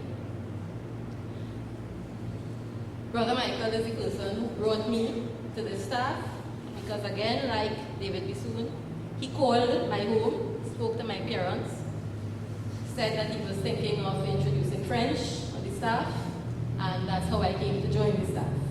And again, like Mr. Bissoon, when I joined the staff, I thought, well, I'll be here for a year, 2 years, 3 years, and I'm still here since 1981. Brother Michael really thought of this college, as a campus, and he really valued expertise in all forms. He brought in as many people as he could in all areas. In PE, we all know, that we always had people around in addition to the official paid staff. He found the money, even though in every staff meeting we heard how much we were in the red. There was always the means to bring in people who would help develop the school the way it has become today. I have close connections with this college. Both of my brothers came here, my older and younger brother, and I can compare from our family experience the difference between my older brother who was here before Brother Michael and my younger brother who was. And then of course I have my own experience as a staff member. People never leave Presentation College. People have resigned and come back. People, they always have that connection and that bond. And it speaks to the kind of person that Brother Michael was. Who was it talked about him not being angry? I will give the past students a little tip that Brother Michael gave us in staff meeting. Because we talked about people, the people collected the little clouds and slaps and so on sometimes. But Brother Michael advised us in staff meeting. He said, listen to me. When you have a student in your class who is giving you a lot of trouble, he said, don't wait to get angry. Don't get angry and lose your mind and do something drastic. He said, make up your mind. Today is the day I am going to deal with you. So that when you hit them a slap, it's not because you're angry, it's because you've made up your mind to do it. And so you would be totally in control. And that is how he was. Even though people may have felt, Brother Michael, lose it. He didn't lose it. He knew exactly what he was going to do, and he said, today is your day. So, if you collected a slap, that's what happened there. Brother Michael also appreciated the hard work that people did in tangible ways. He didn't say, well, this is your job, this is what you're being paid to do. He made people know that they were appreciated for what they did. And that's why he got the kind of loyalty that he did. Even though we very often had some very fiery staff meetings, because of Brother Michael's passion, and one of his mantras was, boys will be boys. And you know, some of us members of staff would say, you know, you can't keep saying that, we have to have more discipline and so on. But he did believe in giving students as many chances as possible. When he turned his back on you, that would have been very rare, even if he ever did. If he did it, it was because really, you know, and as I said, I doubt that he did. He did give people every possible chance, both staff and teachers. And we didn't always agree, but that was how he was. And in any case, you couldn't stay angry with him because he wasn't taking you on anyhow. So you could be as vexed as you wanted. He would smile, he would say, praise God, right? And you could go and quarrel him, that is your business. And of course, Brother Michael was always the life of the party. And mind you, for those of you who lined with him, he didn't need any fuel to start off being the life of the party, yeah, if you get my drift. He started off as the life of the party. Yes, the coconut water and the whatever was there, but it came naturally to him. He didn't need any fuel. One of the things I don't know if people realize that he introduced was the March Past to Sports Day, that figure of 8 formation. That was something that, you know, was really, really very precious to him, and Sports Day was, you know, something that he really looked forward to, and he looked forward to commenting on the March Past and giving us little bits of his humor and so on. Finally, I'll close by giving you one little joke from our experience with him. In the days of common entrance, when the students used to come here in the school and we teachers had to supervise them. So of course, Brother Michael would be the one reading the instructions over the PA, over the intercom, for the students. You know, at the end of each section, right, your time has finished and so on.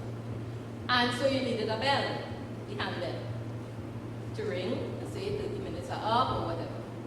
And one year, they couldn't find the bell. So Brother Michael said, what will you use for a bell? You see that timpan there? It has some bunches of old keys in it. And he pulled out the biggest bunch of keys from the timpan, and that is what he rammed over the mic at the end of every section. People would have heard it was a strange ring, but they wouldn't have known what it actually was. And he was quite happy with that. And that was something that I always remember about him as well. So Brother Michael, his humor, his generosity, his easygoing nature are what we will remember. We have those memories, and I always say, you know, when somebody dies, we grieve for us. The grief is for us because that person is gone. But let us remember those fond memories, those times of laughter, and the joy that he really brought to our lives. And in that way, as so many people have said, he will continue to live on for us. God bless him.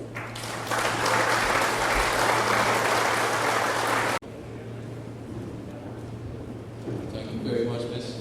I will try to say it in French, because I feel like it is.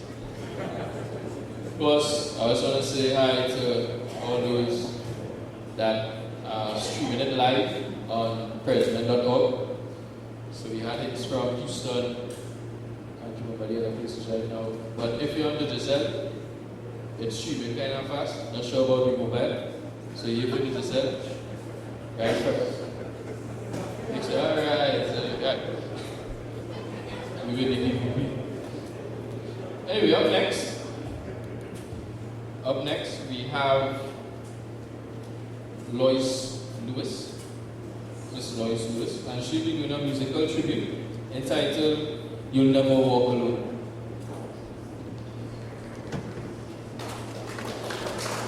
Thanks everyone.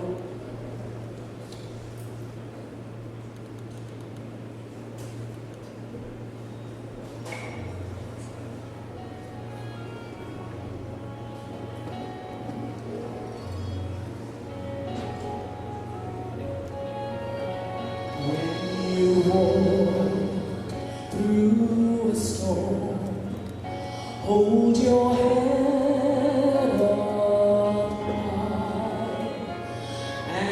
Don't be afraid of the dark. At the end of the road is a golden sky and the sweet silvery songs of Allah.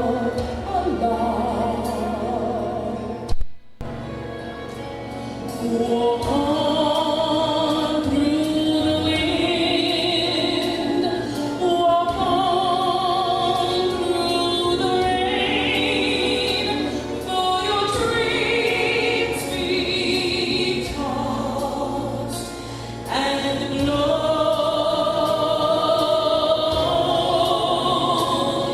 Walk on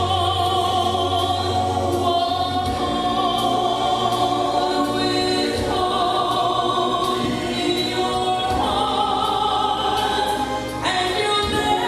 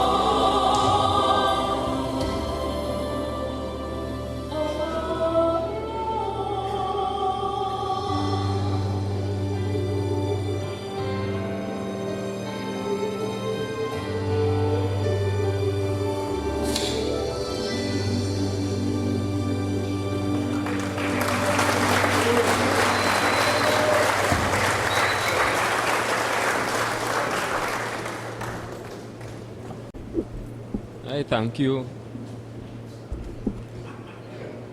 You're laughing at me. Thank you, Miss Lewis. And I'd just like to recognize the class of 94 up in the balcony. You see? Right? Always somewhere in the back, as normal press men, always hiding in the background. I would also, we had mentioned just now that the live stream is going out. It was just mentioned to me that we have over 500 people viewing from around the world. So we want to say again hello to all of them.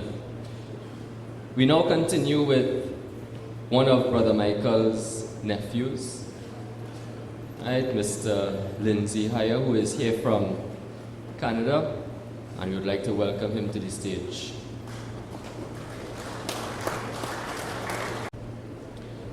It's an honor for me to be here tonight. I'm representing all those who loved Uncle Michael from Canada, all his other nephews and nieces and family. He had always say to me that I was his very special, his most special nephew. But really, if you know Uncle Michael, you're all his special, right? Uncle Michael was a tremendous blessing in our lives. He was always there at weddings, funerals, throughout all these years. He poured himself into us. We were able to be blessed by the beauty of Trinidad. There's a little bit of Trinity in all of us in Canada. Even when I correct my kids, sometimes I call them savages from Uncle Michael. Sometimes I say, fix up, boys, fix up, A lot of these things, whenever a calypso comes on, everybody jumps up and starts dancing at any wedding.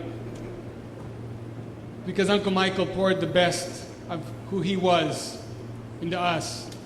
And we'll be forever grateful. Actually, I live in Nicaragua. I married a beautiful Nicaraguan lady. And Uncle Michael came all the way to Nicaragua to be at my wedding. You know, he'd often joke with me because my wife's name was Amanda. And he'd say, Lindsay, is it Amanda or is it Amanda? He knew I was in love. I'd always answer the phone or call him, and he'd always know it was me. Because I would go, Unky Mikey! You know, he'd always know it was me. That's a little bit of churning he put inside of me, which I'm grateful for. But one of the most grateful things I'm grateful for from Brother Michael, my uncle, is when I look at that robe, the white robe that he was wearing. That white robe represents that he is married to Christ, the church, and to the community, which is you. You are his beloved. That's why he loves you. Every time we take a look at the robes, and I believe that's what he wants to say tonight, those robes represented Christ.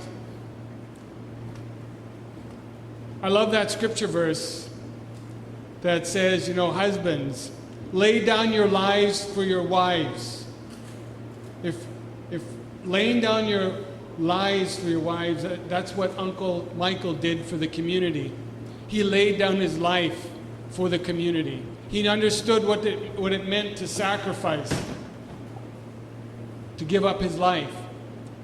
The other thing that made Uncle Michael such a great person, I had the opportunity to sup at his soul and often pray.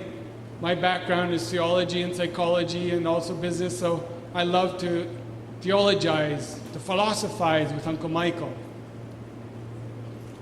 And I like that verse that says in the Bible, I stand at the door and I knock. If anyone would open the door, I will enter in, and I will dine with him and he with me. That was Christ saying that. Uncle Michael knew what it was to sup at the soul of another human being. To love that person deeply, to understand that person deeply, to listen to that person intently. I love my Uncle Michael dearly, and my whole family from Canada loves him dearly, and I know you do too. And he'll always live on in our hearts. I love what a certain poet says, we're a part of all we have met, and we are all the better for meeting. For us, Uncle Michael, and for you, brother or bro, he is a blessing in our lives. Thank you very much. Thank you very much, Lindsay. We all know that Brother Michael was an avid football fan, coaching from the bench, even though he was not the coach. We all know that. So I would like now to invite Mr. Anthony Clark to bring his tribute on behalf of the football fraternity of press.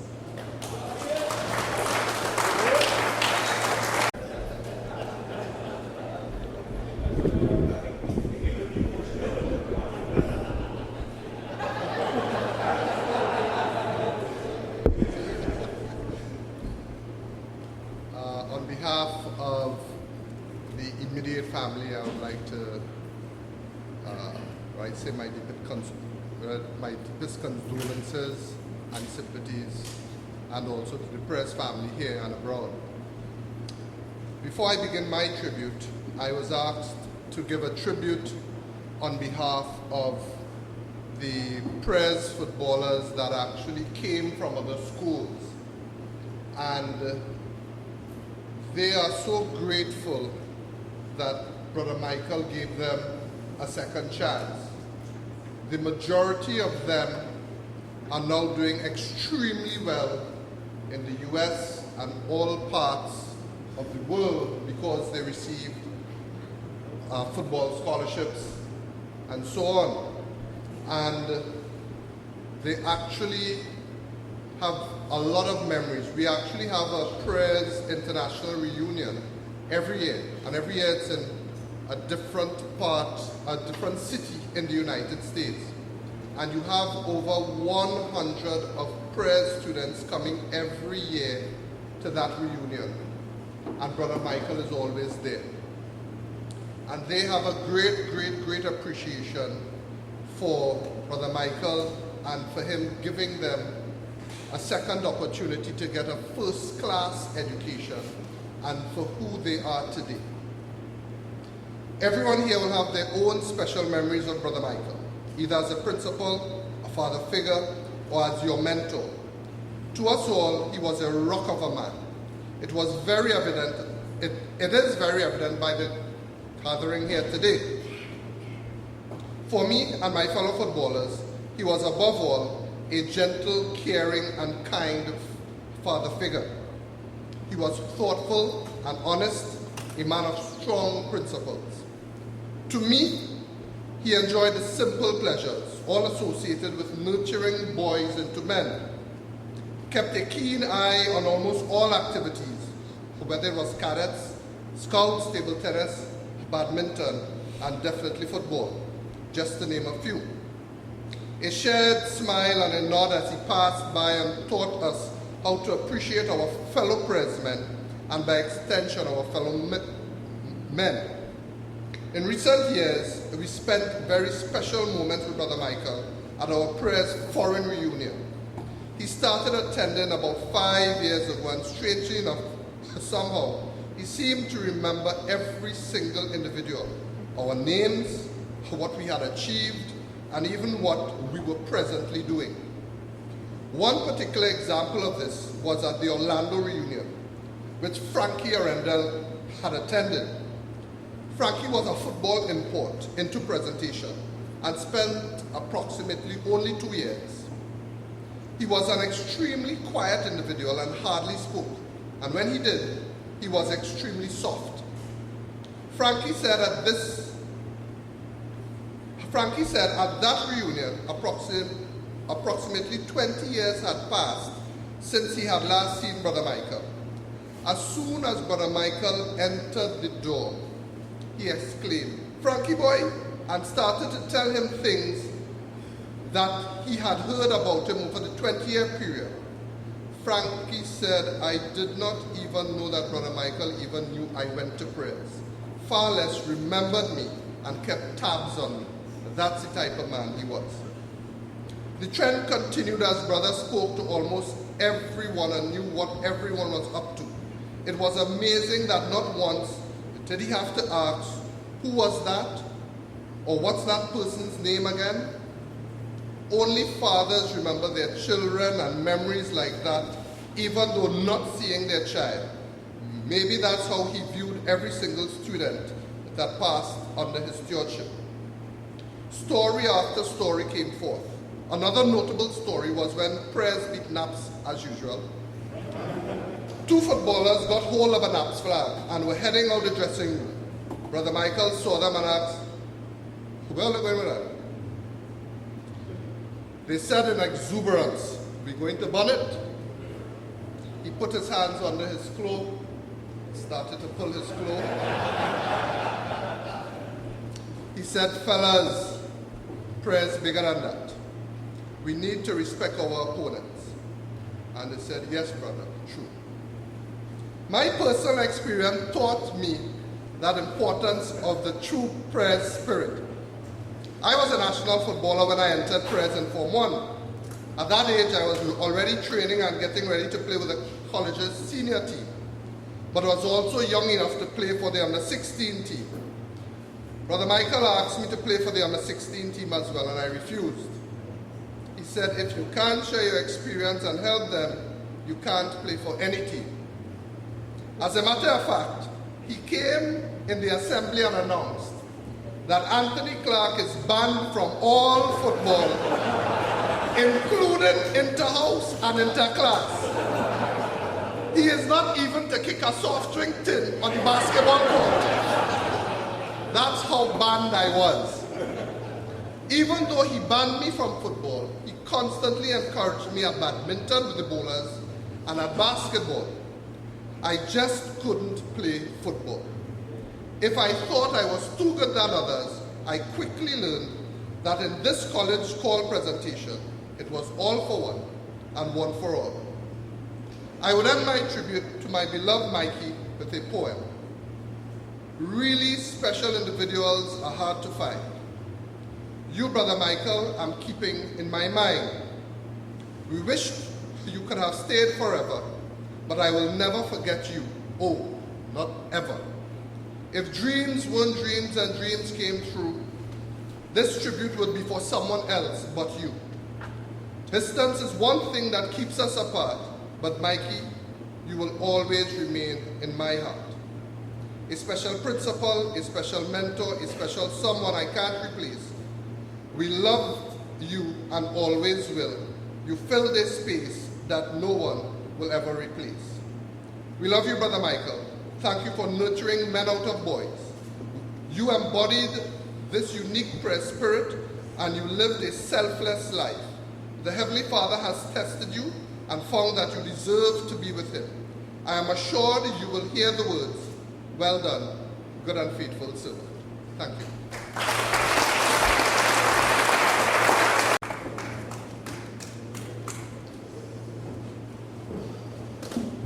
Alright, so moving on quickly. Of course, I just want to shout out and we've got all the faces that we have over 100 people still online right now streaming on president.org. We have people from Toronto, Dubai, Washington, Haiti, Canada, Florida, London, of course we're in Trinidad, right? So, up next is someone that knew me and actually he introduced me to Presentation College, right? And from then I fell in love with this place and is still very much in love with this place. Of course, that would be none other than Mr. Sean Mungal.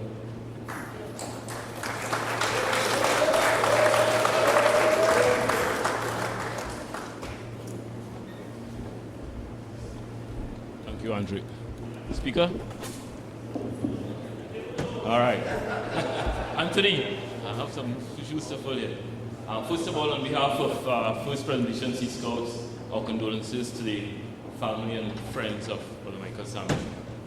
I have been very fortunate to have known Brother Michael for as long as I can remember, as a very dear and close friend of our family. I've been privileged to be a student during his tenure as principal and teacher. But of most important, like so many of my fellow scouts, our greatest honor has been to serve under his awe-inspiring leadership as our beloved Scoutmaster. He has been the energy that has always propelled us to excellence. He has been our captain in the best of times, and like all great sailors, steadied the ship through our roughest storms. The heat from the burning embers paled in comparison to the warmth and vitality he brought to our campfires. From his tiny little quattro perched on his generous earth, his energy would fill the night air, travel from Copper Hole across Turtle Bay, and resound at Scotland Bay with the sweet sounds of Para. That was the energy of Brother Michael. That same warmth and vitality and that energy he chose to share selflessly, not just with scouts, but every student, cadet, footballer, friend and opponent that passed under that covered way. Brother Gerald Kelly would have laid the foundation for our institution, hauled the timber that built on boys, the First Presentation Sea Scouts then at King's Wharf, and probably inspired Brother Michael to develop the presentation spirit. But it was Brother Luke who ignited that massive energy, nurtured and molded that brave spirit, gave it that unique and mouth-watering local flavor that was unleashed among us. It flooded our halls, filled our minds, and entered our hearts. And to this day makes us always so very, very proud to be prayers. It is a spirit that lingers at the base of Stanley Hill, lies in our auditoriums, is always present where two or more praise men are gathered. It brushes against your cheeks and raises your paws on a Friday evening at King's Wharf as our young boys row their pirogues along the coast, one and one. A legacy has now been thrust upon us to embrace. The mace has been passed on to be held aloft. But a lingering spirit is not good enough or sufficient to fulfill this legacy. No more than it is acceptable for a single drop of litter to fall on these sacred grounds. No more than it is acceptable as leaders and teachers to shirk our responsibilities to our charges. To truly honor this legacy, we must rekindle that spirit, lift it off the ground, pull it out of the corners, and let it soar. High above San Fernando Hill, it must roar like a lion when we take to the field and never surrender. It must shake the very foundation of our college every morning at assembly as we shout, "Tell of my love to the islands." As scouts, we must blast it from our brass horns and march to its spirit, and wake up and shake up the promenade at Sunday Church Parade. To fulfill this legacy, we and all of us here, every presentation student, past student, teacher, scout, and past scout, must endeavor to continue the work that he had done so well and with so much passion, to produce and inspire extraordinary young men, men of virtue, integrity, and consistency. Brother Michael Samuel, on behalf of our scouts, thank you for inspiring us. Thank you.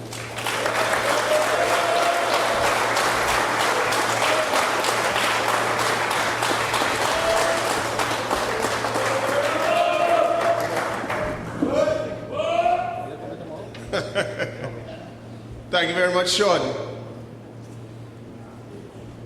Two quick things. One, I'd just like to shout out all the people on the live stream. We hit a maximum of 500 viewers so far for the night. And I'd just like to hail out the pressmen online from Toronto, Dubai, Washington, D.C., Haiti, Ontario, Canada, West Palm Beach, Florida, Key West, Florida, and Ottawa, Canada. Good night, everybody.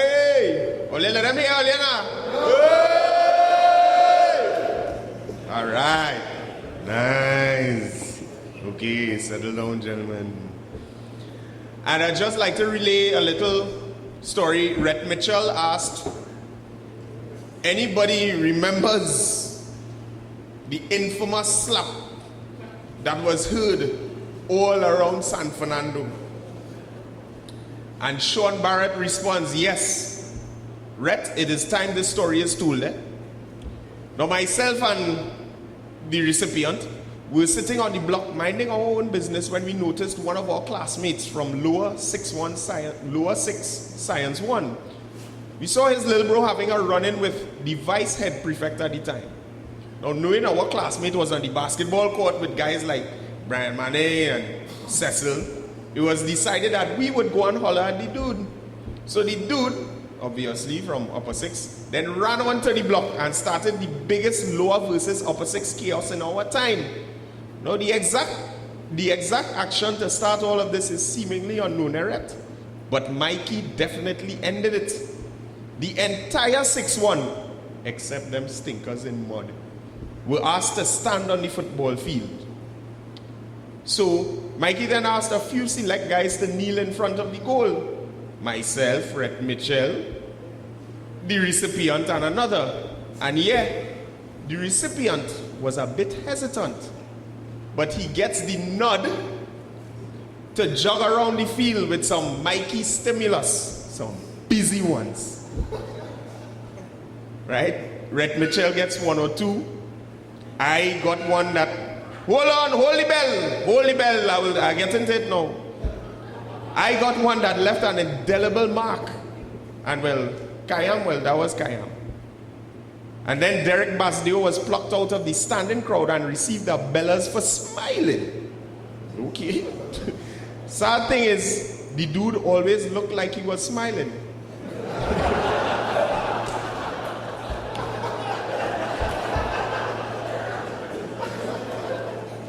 And well, the Sunday Punch had quite a time with it.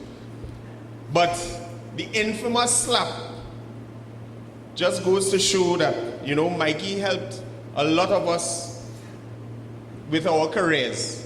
And this infamous slap actually created the sound effects that we so affectionately know today, known as, say it again, Hui! Bro, Mikey. Come on, Marshall, come on. Hui! Oh gosh, you see me? Mikey, you see me? Hui! Good. You see me as a man, I'm not leaning in front of...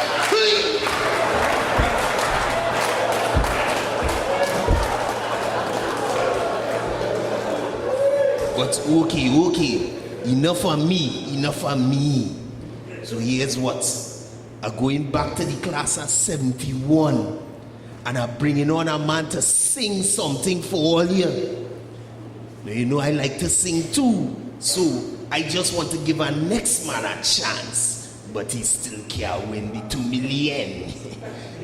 Ladies and gentlemen, from the class of 71, give it up for Derek Smith.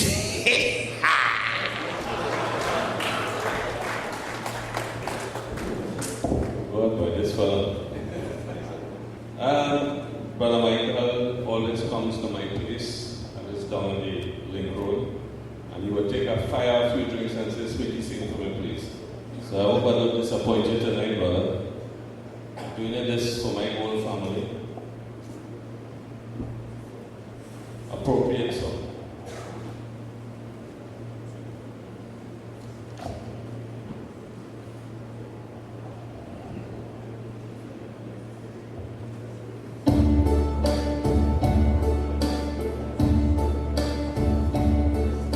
And now the end is here, and so I face the final curtain. My friends, I'll state my case, of which I'm so certain. I've lived a life that's full. I travel each and every highway, much more than this. I did it my way.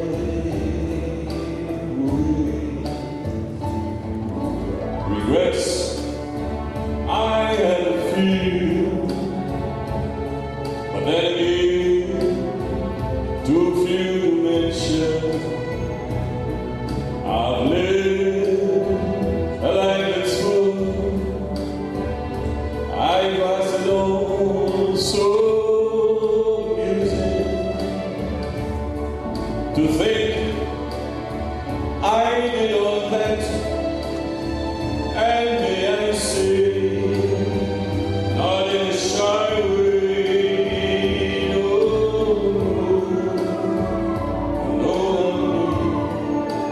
I did it my way. And there were times I enjoyed it when I did more than I could chew. But through it all, when there was doubt, I ended up and spit it out. I missed it all, and I stood tall. I did it my way.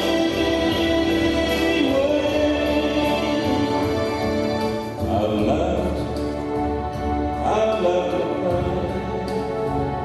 I had my share of misery. But now, as time goes by, I find it all so easy to think I did all that, and may I say,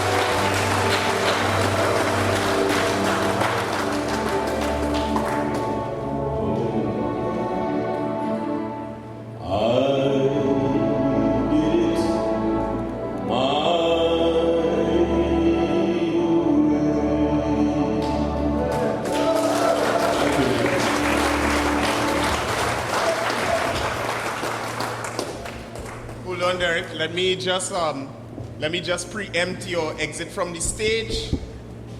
I forgot to mention that we actually have people streaming from all the way in Norway. So your son said, yeah, Dad, you still have the pipes, all the way from Norway.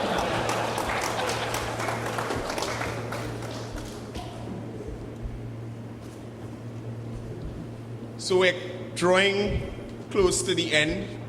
Some of our brothers have work early in the morning, so they've started exiting. This tribute should be one to cap all, because this comes from a very dear friend of Bro's. Very, very, very dear friend of Mikey. And since I came in 91, I've seen this man in and out of the compound, and, never really knew what he did until, my 4th or 5th year at the college, and he not only did a lot for the college, he did a lot for his friend. So he has a lot of insight to share with us. So ladies and gentlemen, I would like to welcome to the stage to share with you and give tribute to his friend, his brother. Ladies and gentlemen, please welcome Mr. Michael Churchill.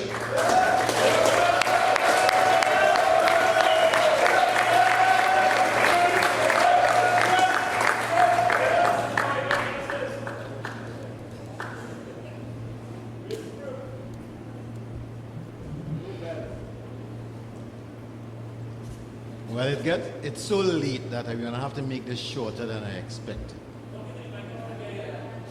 When I'm all close to the mic, it's not my fault if the mic. Okay. You hear me now? All right. I've known Mikey for 41 years. My first encounter with Mikey was down on the scout house. Walking home after scout meeting, Mikey pulls up on a scooter. I didn't know who the hell he was. Takes off his helmet and says, "So how was meeting?" I said it was good. So okay, I'll see you on Tuesday. And we started.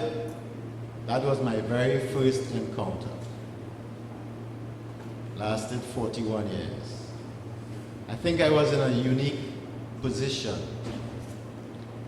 to share Mikey's life in many different facets. It started as a scout, as a student, although he never taught me formally in a class, unless he was standing in for another teacher. And then we became friends. I was very young, maybe Form 4, Form 5. And that despite getting blows from him in the office, in front of my parents. And after my parents left, he hugged me and he said, "You know, I had to do that. I am sorry, but I have to show them that I can still discipline you."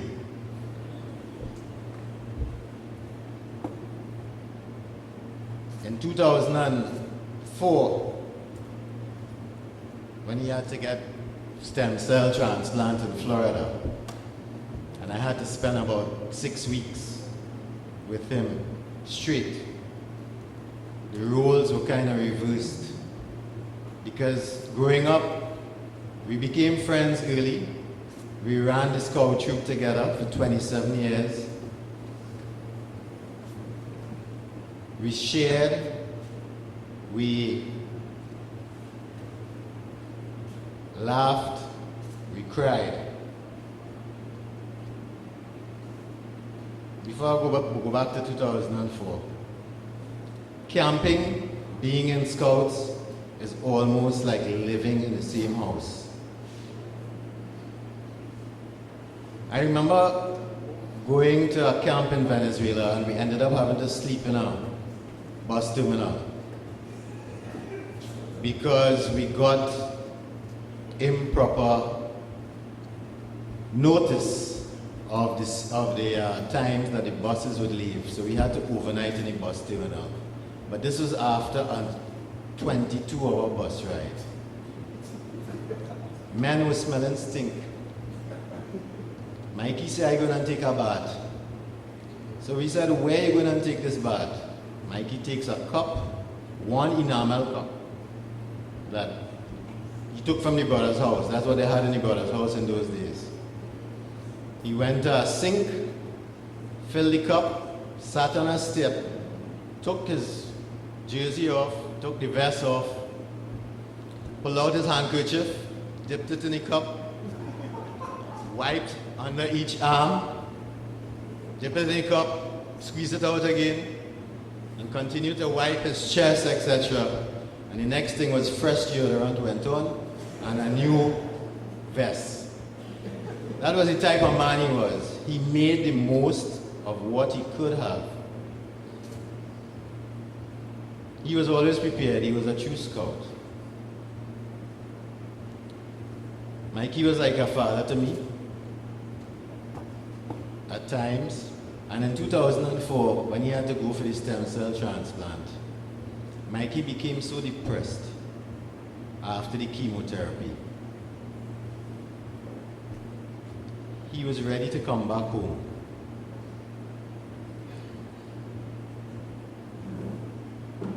And I really had to rough him up.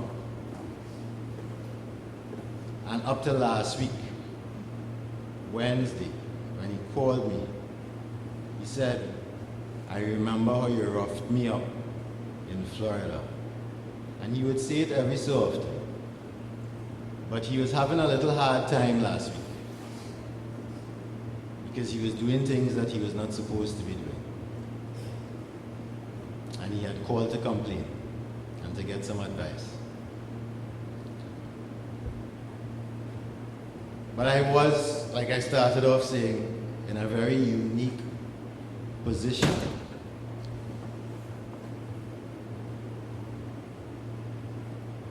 To experience these things. Mikey loved his gadgets. Mikey had something called a Rover Pro before the advent of cell phone. That antenna that is on the hill, or was on the hill before they took it down, was put up there so Mikey could use his Rover Pro, which is like a portable. It was a phone, but it was big like a portable cassette deck. And it was installed in the car. And he wasn't getting the reception in Port of Spain. So we had to extend the antenna. Mikey was the first person to bring satellite dish on a non-commercial basis here. Yes, we were stealing the signal. They started to scramble it. And we had to buy a descrambler, which obviously only worked for a little while. The funny thing is, despite his liking all these gadgets, Mikey's tool of trade was a pocket diary. There's one right now at home on the table, and he was using it this year. He wrote things in it up to last week. He would have this little pocket diary that will fit in this pocket. And every little thing that he had to do, he would write. And he would write so chunky, so small that only he could read it, because you didn't have, if you remember those pocket diaries and you open the page, you had all 7 days once you open it up. So you'd run out of space. And then what we do is cut a little piece of paper and write a list and flip it over and write the list and stick it in for that day. So when we would meet when I was working here in college, because he turned out to be my boss, I came back here in '89 and worked with him until he left in 2002. And that's when we got Copper Hole and blah, blah, blah, blah. So there was a lot to be done. But Mikey was like the Energizer bunny. He never tired. Mikey would drive the bus. We went to a hike in Paria. Go to Paria, go on the hike, come back, park up the bus, and he's on the tennis court playing tennis, he would never tire.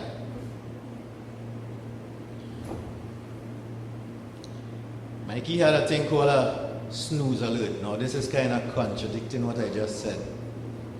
Mikey would go to meetings in Port of Spain, and leaving here after lunch at 1 o'clock for a meeting starting at 2 o'clock, he would fall asleep on the highway. He ran off the road many a time. One of his friends who loved gadgets gave him something called a snooze alert. It was something that you clamped onto the steering wheel and you kept your hand on it. If you started to snooze and it slipped, it would make a loud noise and wake you up. That helped, but after a while, it was just so tiring. And if you think Port of Spain have problems with parking now, it wasn't better back then. So I ended up having to drive him to Port of Spain, wait for the meetings to finish, bring him back down. That was the only safe way. Many a time he ran off the road. Mikey was a joker. He had a unique way of exercising his authority and having fun doing it. He always had this kind of smirk on his face. He would exercise that authority to the point sometimes where he will cuff you as a student. And afterwards he will come and hug you and say, don't worry, all of that is part of it. He was impatient at times.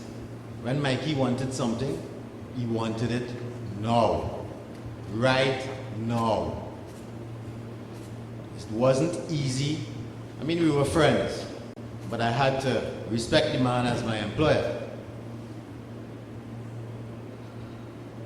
He's adventurous. Do you know that we hired maxi taxis and we took our bus and took the entire school to Las Cuevas? No lifeguards. But he knew what he was doing. Las Cuevas is probably one of the safest beaches in Trinidad and Tobago. But he was that kind of person. Mikey was really a family man. Mikey, I have something here I'm going to read last, which is 5 things that I think we should learn from him and try to practice. But Mikey really practiced what he preached. He always said that love is a verb. And he would say that all the time in his philosophy classes. And he lived it. He lived it with his family. He was all inclusive in how he lived with his family.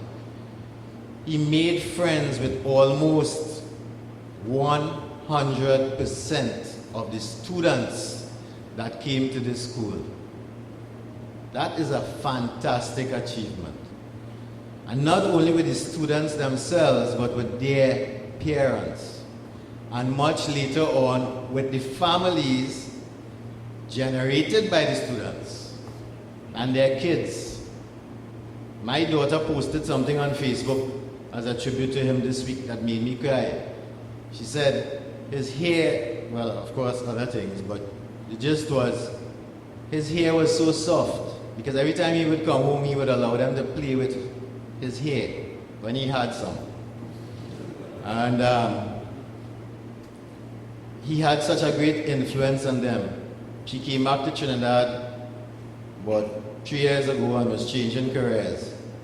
And she said, I went to him to get advice. And he is still sharp, kind, caring, loving. And she thanked him for the influence that he has had on my life and making me such a great father, according to her.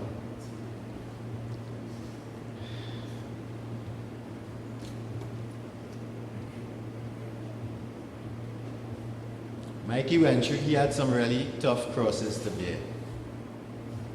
Even just before retiring, having to be released of his vows as a brother, and incidentally, it's surprising that almost every person that spoke here tonight referred to him as Brother Michael. Because that's how we see him. He was a brother belonging to the Presentation Brothers, and he continued to live that even after he was released of his vows. But it tore him up. And personally, I think the decline in his health started then.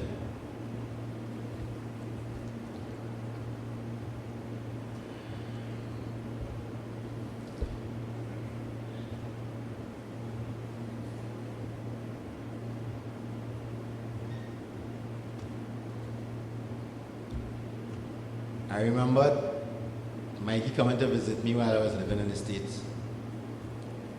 And there was this Geico ad. For those of you who may know it, there's a gecko that advertises for Geico insurance company. While he was in Florida receiving his treatment, the TV would be on because he couldn't do anything, he couldn't go outside. And in fact, at one point, he didn't want to go outside when we were trying to encourage him to go outside. We took turns. We had family members, friends, come and stay for a week because obviously I couldn't just give up 6 months of my life to be with him, to take care of him, to bathe him, to change his clothes, to make sure he take the medication, to make sure he goes for a walk, to put him in a car and take him for a drive, just to get him out of the apartment. So we had a lot of support from a lot of people, a lot of friends and family. So while he was there, he ended up spending a lot of time in the apartment, and this ad will come on every so often because you know how they run the ads. When he came to visit me in Florida, maybe 4 years, 5 years ago, the ad came on while we were watching TV. He said, "Michael, change that channel."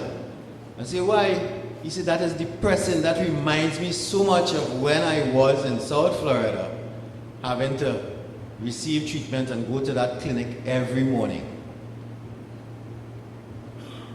It's amazing what sticks. So,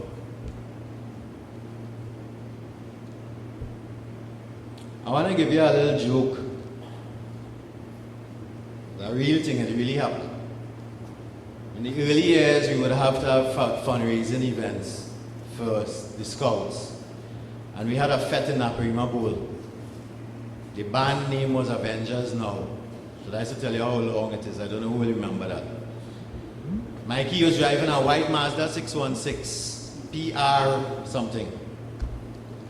And there used to be a tree in the middle of the driveway as you enter in Naparima Bowl back then. I don't know if it's still there. And we had to get something. So Mikey left the bowl and was backing out and rammed the tree. Comes out to the car and he says, "Why they put the tree in the middle of the road?" And just jumped back in the car and continued on his merry way. Before I go, I want to do one other thing. I was supposed to do this first. Maureen was saying that Mikey was the life of the party and he didn't need to start drinking the scotch and the coconut water. She didn't say the scotch, but I say the scotch. Mikey will announce his presence when he arrived anyway, simply by saying, "Oi!" And anytime he screwed up or something onto what happened, the next thing he would do is, praise the Lord. Those of you who know him know that that is true. So, oi! Praise the Lord. I just want to leave you with one last thing here. These are 5 things that I jotted down that I think, in order to continue the legacy that he left, because he's unmatched. He was unique, he was gifted, he was able to achieve what I have not read of anybody else achieving. You see this thing they call presentation spirit? And that bond, he built that. He inherited some from Brother Jerome and the inspiration, because Brother Jerome was an inspiration and a mentor to him. But he built this thing we call presentation spirit. Cynthia Limak at her husband's funeral 40 days ago, tomorrow will be 40 days actually. So the funeral wasn't quite 40 days. But anyhow, she said presentation men are a special breed. You know, the world has become so competitive. Sometimes we meet people who are tendering for projects and we go to tender site visits, etc., etc. And a lot of these other students from other schools, NAPS, Benedict, CIC, Fatima, when you bounce up an express, man, they actually walk away. And they said there is no compare to what press men share. That is a hell of a thing, for it to be recognized by people outside of our circle. So I just want to, these are 5 things that I think Mikey really lived, and maybe we could try to take pattern in an effort to continue his legacy. The first one I said already, love is a verb, it is not a noun. We must learn to listen and not just hear. We must be able to forgive. We must do what is right because it is right, not for fear of punishment. We must do what is right because it is right, not for fear of punishment. And he taught the boys that all the time. Even when he had to show them how to use 2 blocks of toilet paper so that the toilets will not plug.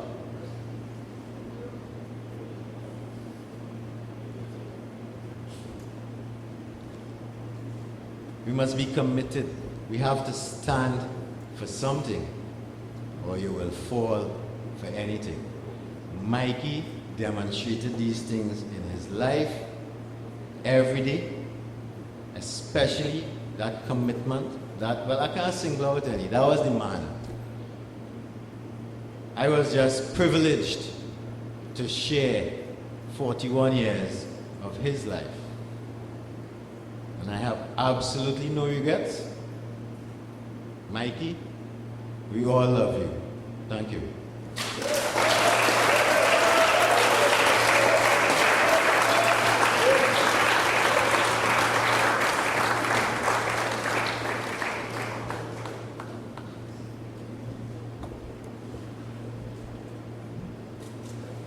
Bro, we in the school too long.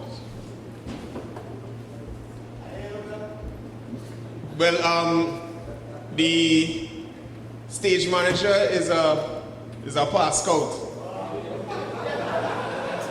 I see one boy, the scouts and his bias and thing, boy, you're ringing the bell for Michael. He said, ring the bell and do 200 push-ups one time. Well, our live stream has spiked to 862. Yeah. Imagine how much more we'll have on Saturday. And talking about the live stream, when TV was here tonight, our brother Sunil Ramdeen will be doing a highlight program from 7:30 p.m. to 8:30 p.m. on Sunday night. So you can catch that on Sunday night on Win TV. What was I gonna say about it? I just drew a blank. Oh yes. This is something really interesting.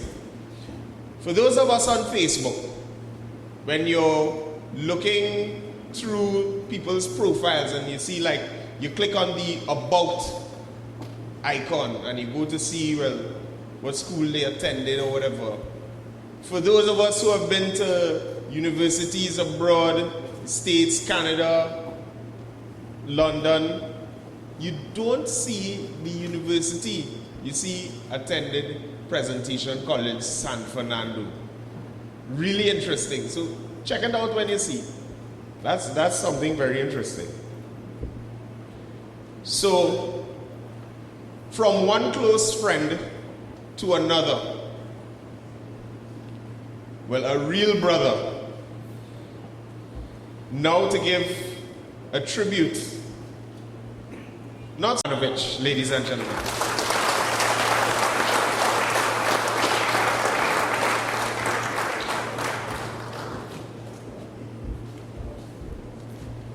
I assure you the bell would not be rung.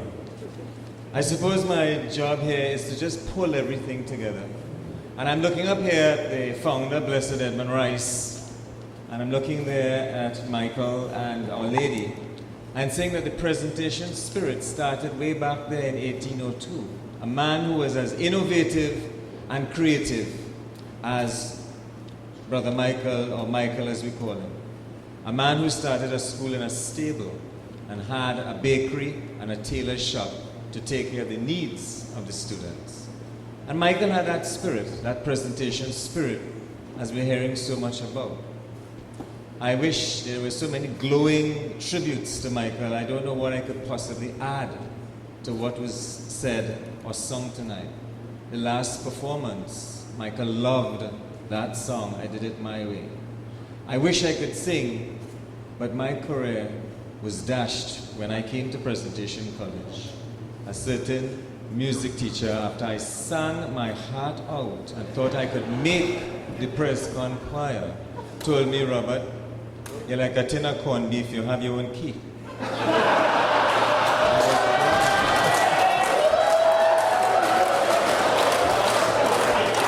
I don't know what y'all up, that really crushed me, and that ended my singing career.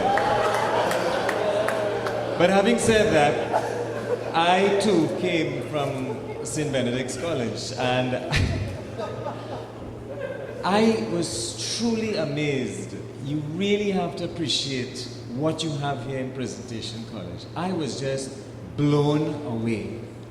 I began to see in a new way what this presentation spirit was all about. Press con choir, the Scouts, I was invited and sucked into it, and I wanted so much of that. I wanted this presentation spirit. My journey became an adventure in Presentation College. Trips to Venezuela with the Scouts, the football team. I mean, I just remember, I could just, that presentation spirit lives in so many of you.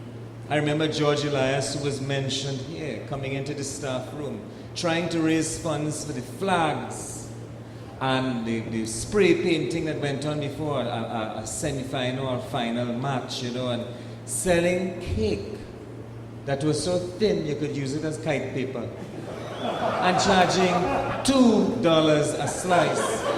And I remember, but all for presentation and the flags, and I remember Mr. Jaikran saying, now give me one good reason why I should pay $2 for that slice of cake, and George Elias just said, well, it's cheaper than 4 slashed tires. So Mr. Jaikran said, I'll take 2 slices.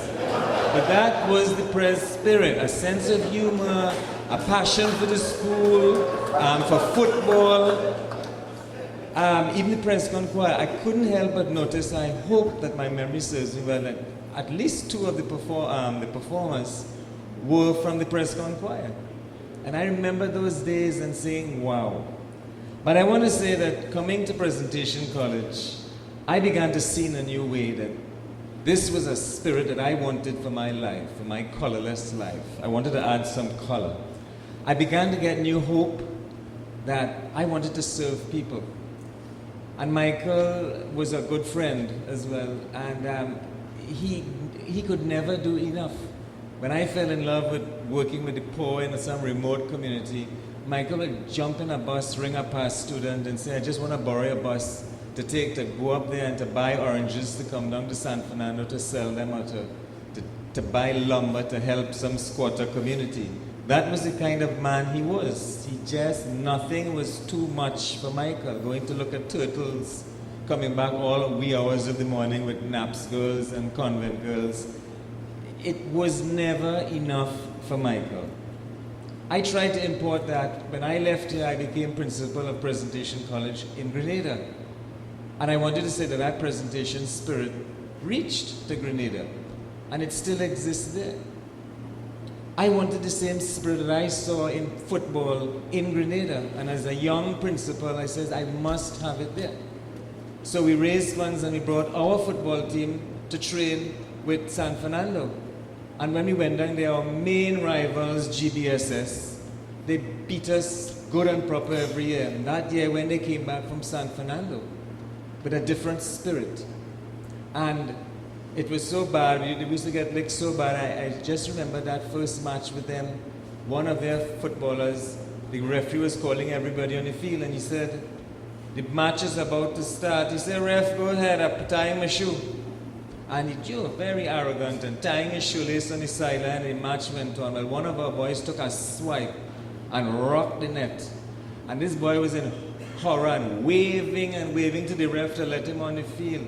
Well, they lost that match. But it just goes to show that this spirit, I just wanted it for our school. And I would just want to say that Michael lived simply. Michael Bachin said that Michael was a very simple man. You should see his room. There's just very little in it. He lived simply so that others could simply live.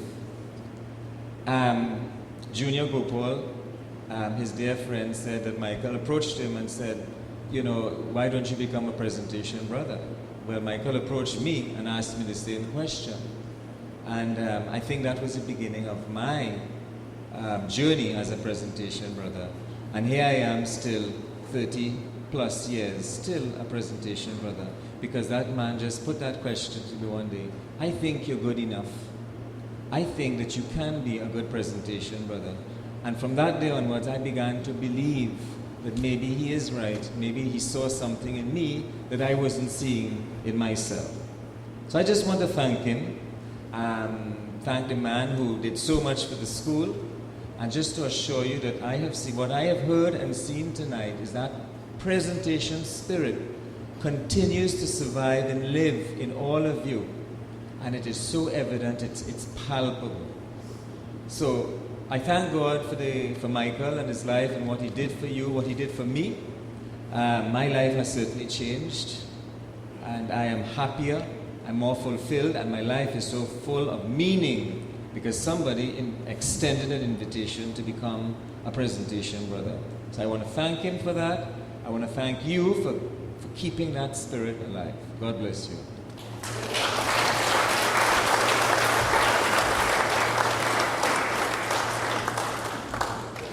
Thank you, Brother Robert. Just by a show of hands, how many past students here would have gone and retreated Brother Michael? Wait, that's nearly everybody. How many people remember the pilau and soups that he would cook? How many people remember the soup that the spoon would stand up in? But nobody remembered but me? But that was Brother Michael. As Brother Robert said, simple. So he would throw anything he find into the soup.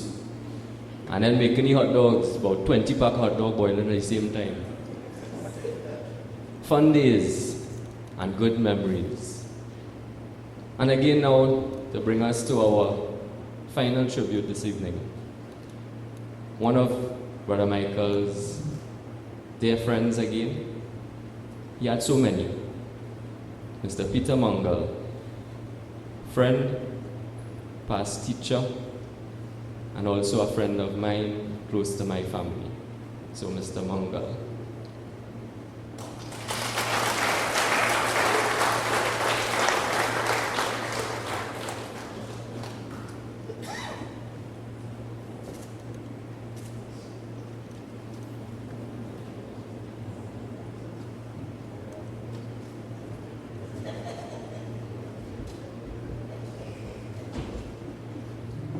Guess you're all tired. Probably want to go home. You know, this is going to be tough because what I have to say is not going to be funny.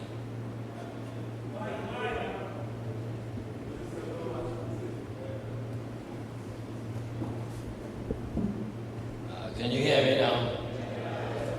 Okay, as I was saying, where's the bellman? You weren't here for Michael Machan, so I hope you're not here now.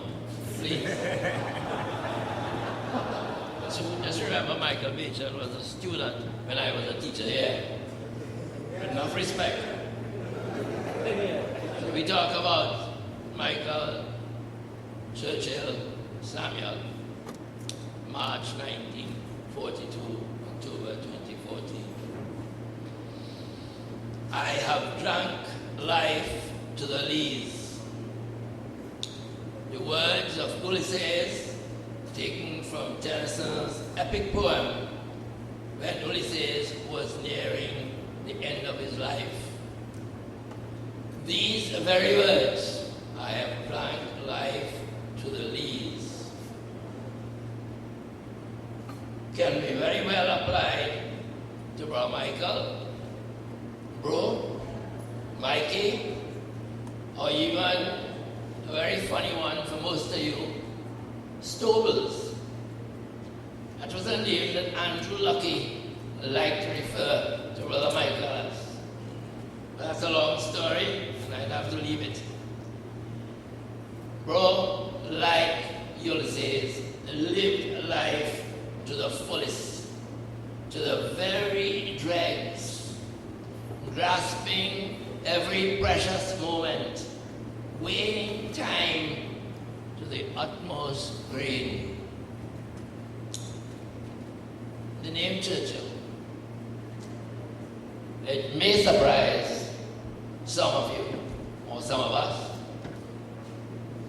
but his date of birth will reveal that he was born in the middle of the Second World War. And if you knew old man Samuel, his father, himself a strong and commanding personality, old man Samuel may very well have thought that should I name my son Churchill,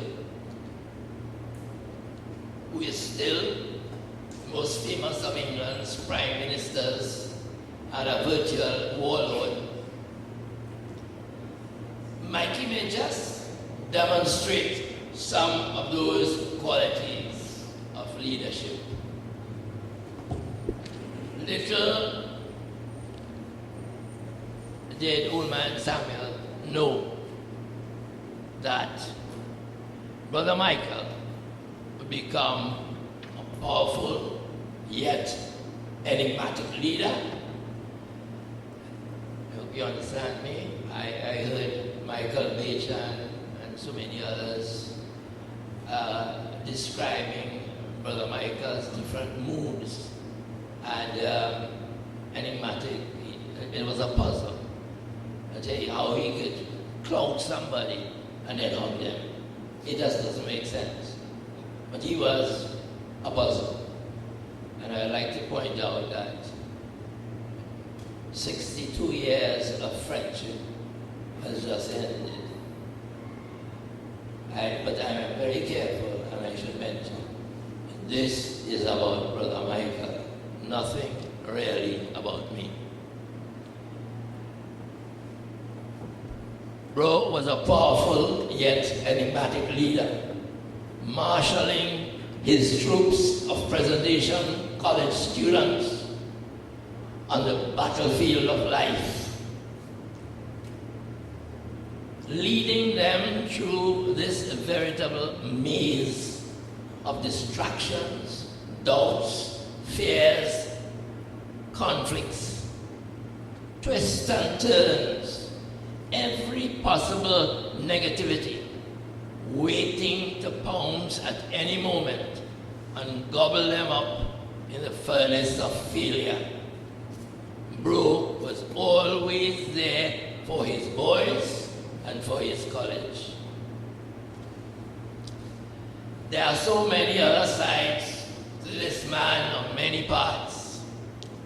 An avid lifer, many people talked about it. A life of the party, we know about that. The love of his scotch and coconut water, we know more about that. As well as his curry duck and bus-up shirt, he couldn't resist it. On a more serious note, I must mention his resilience. And I have a feeling that even most of the college boys don't know about this. And this is just one example of many, and I'm only giving you one example. I'm not giving you many, so don't worry. Mikey was an excellent footballer, everybody knows that. But he had only a right foot. People don't realize that. However, as fate would have it, he miskicked a ball in practice one day and slammed his right foot into the ground, almost breaking his ankle. He could not use his right foot for several months. He could not kick a ball with his right foot. And so Mikey gradually learned to kick with his left foot. And by the time that right foot was healed, there was no problem. Either foot would do. Mikey was a devout Catholic, deeply rooted in his faith. And this is a bit of a private matter here, but we are talking about Mikey, his family is here. Be that as it may, Mikey told me that he was not a cradle Catholic. And he was baptized in the Anglican faith, but converted to Catholicism at the age of 7. I guess very, very few people would have known that. And as he intimated to me, in his mid-teens, he began to research the reasons for this change. The results of that research played an important role in his decision to become a presentation brother. Bro will be laid to rest on All Saints' Day, a very important day in the calendar of the church.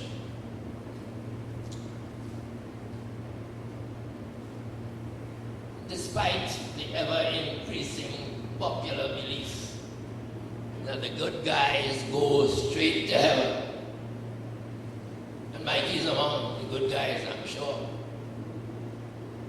I must remind you of the words of Christ himself.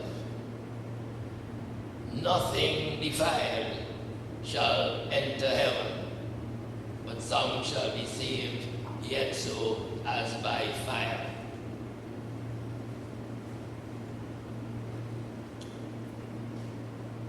Pray for him, please. As the church's teaching tells us, it is a holy and wholesome thought to pray for the dead, that they may be released from their sins. Pray for him. As I do now, in closing, I offer this prayer for our dearly departed Brother Michael. Eternal Father, sake of his sorrowful passion, his 3-hour agony, and death on the cross. Have mercy on the soul of our brother Mikey. Wash away his sins and grant him eternal life, peace and happiness in the kingdom of your love and glory. Thank you.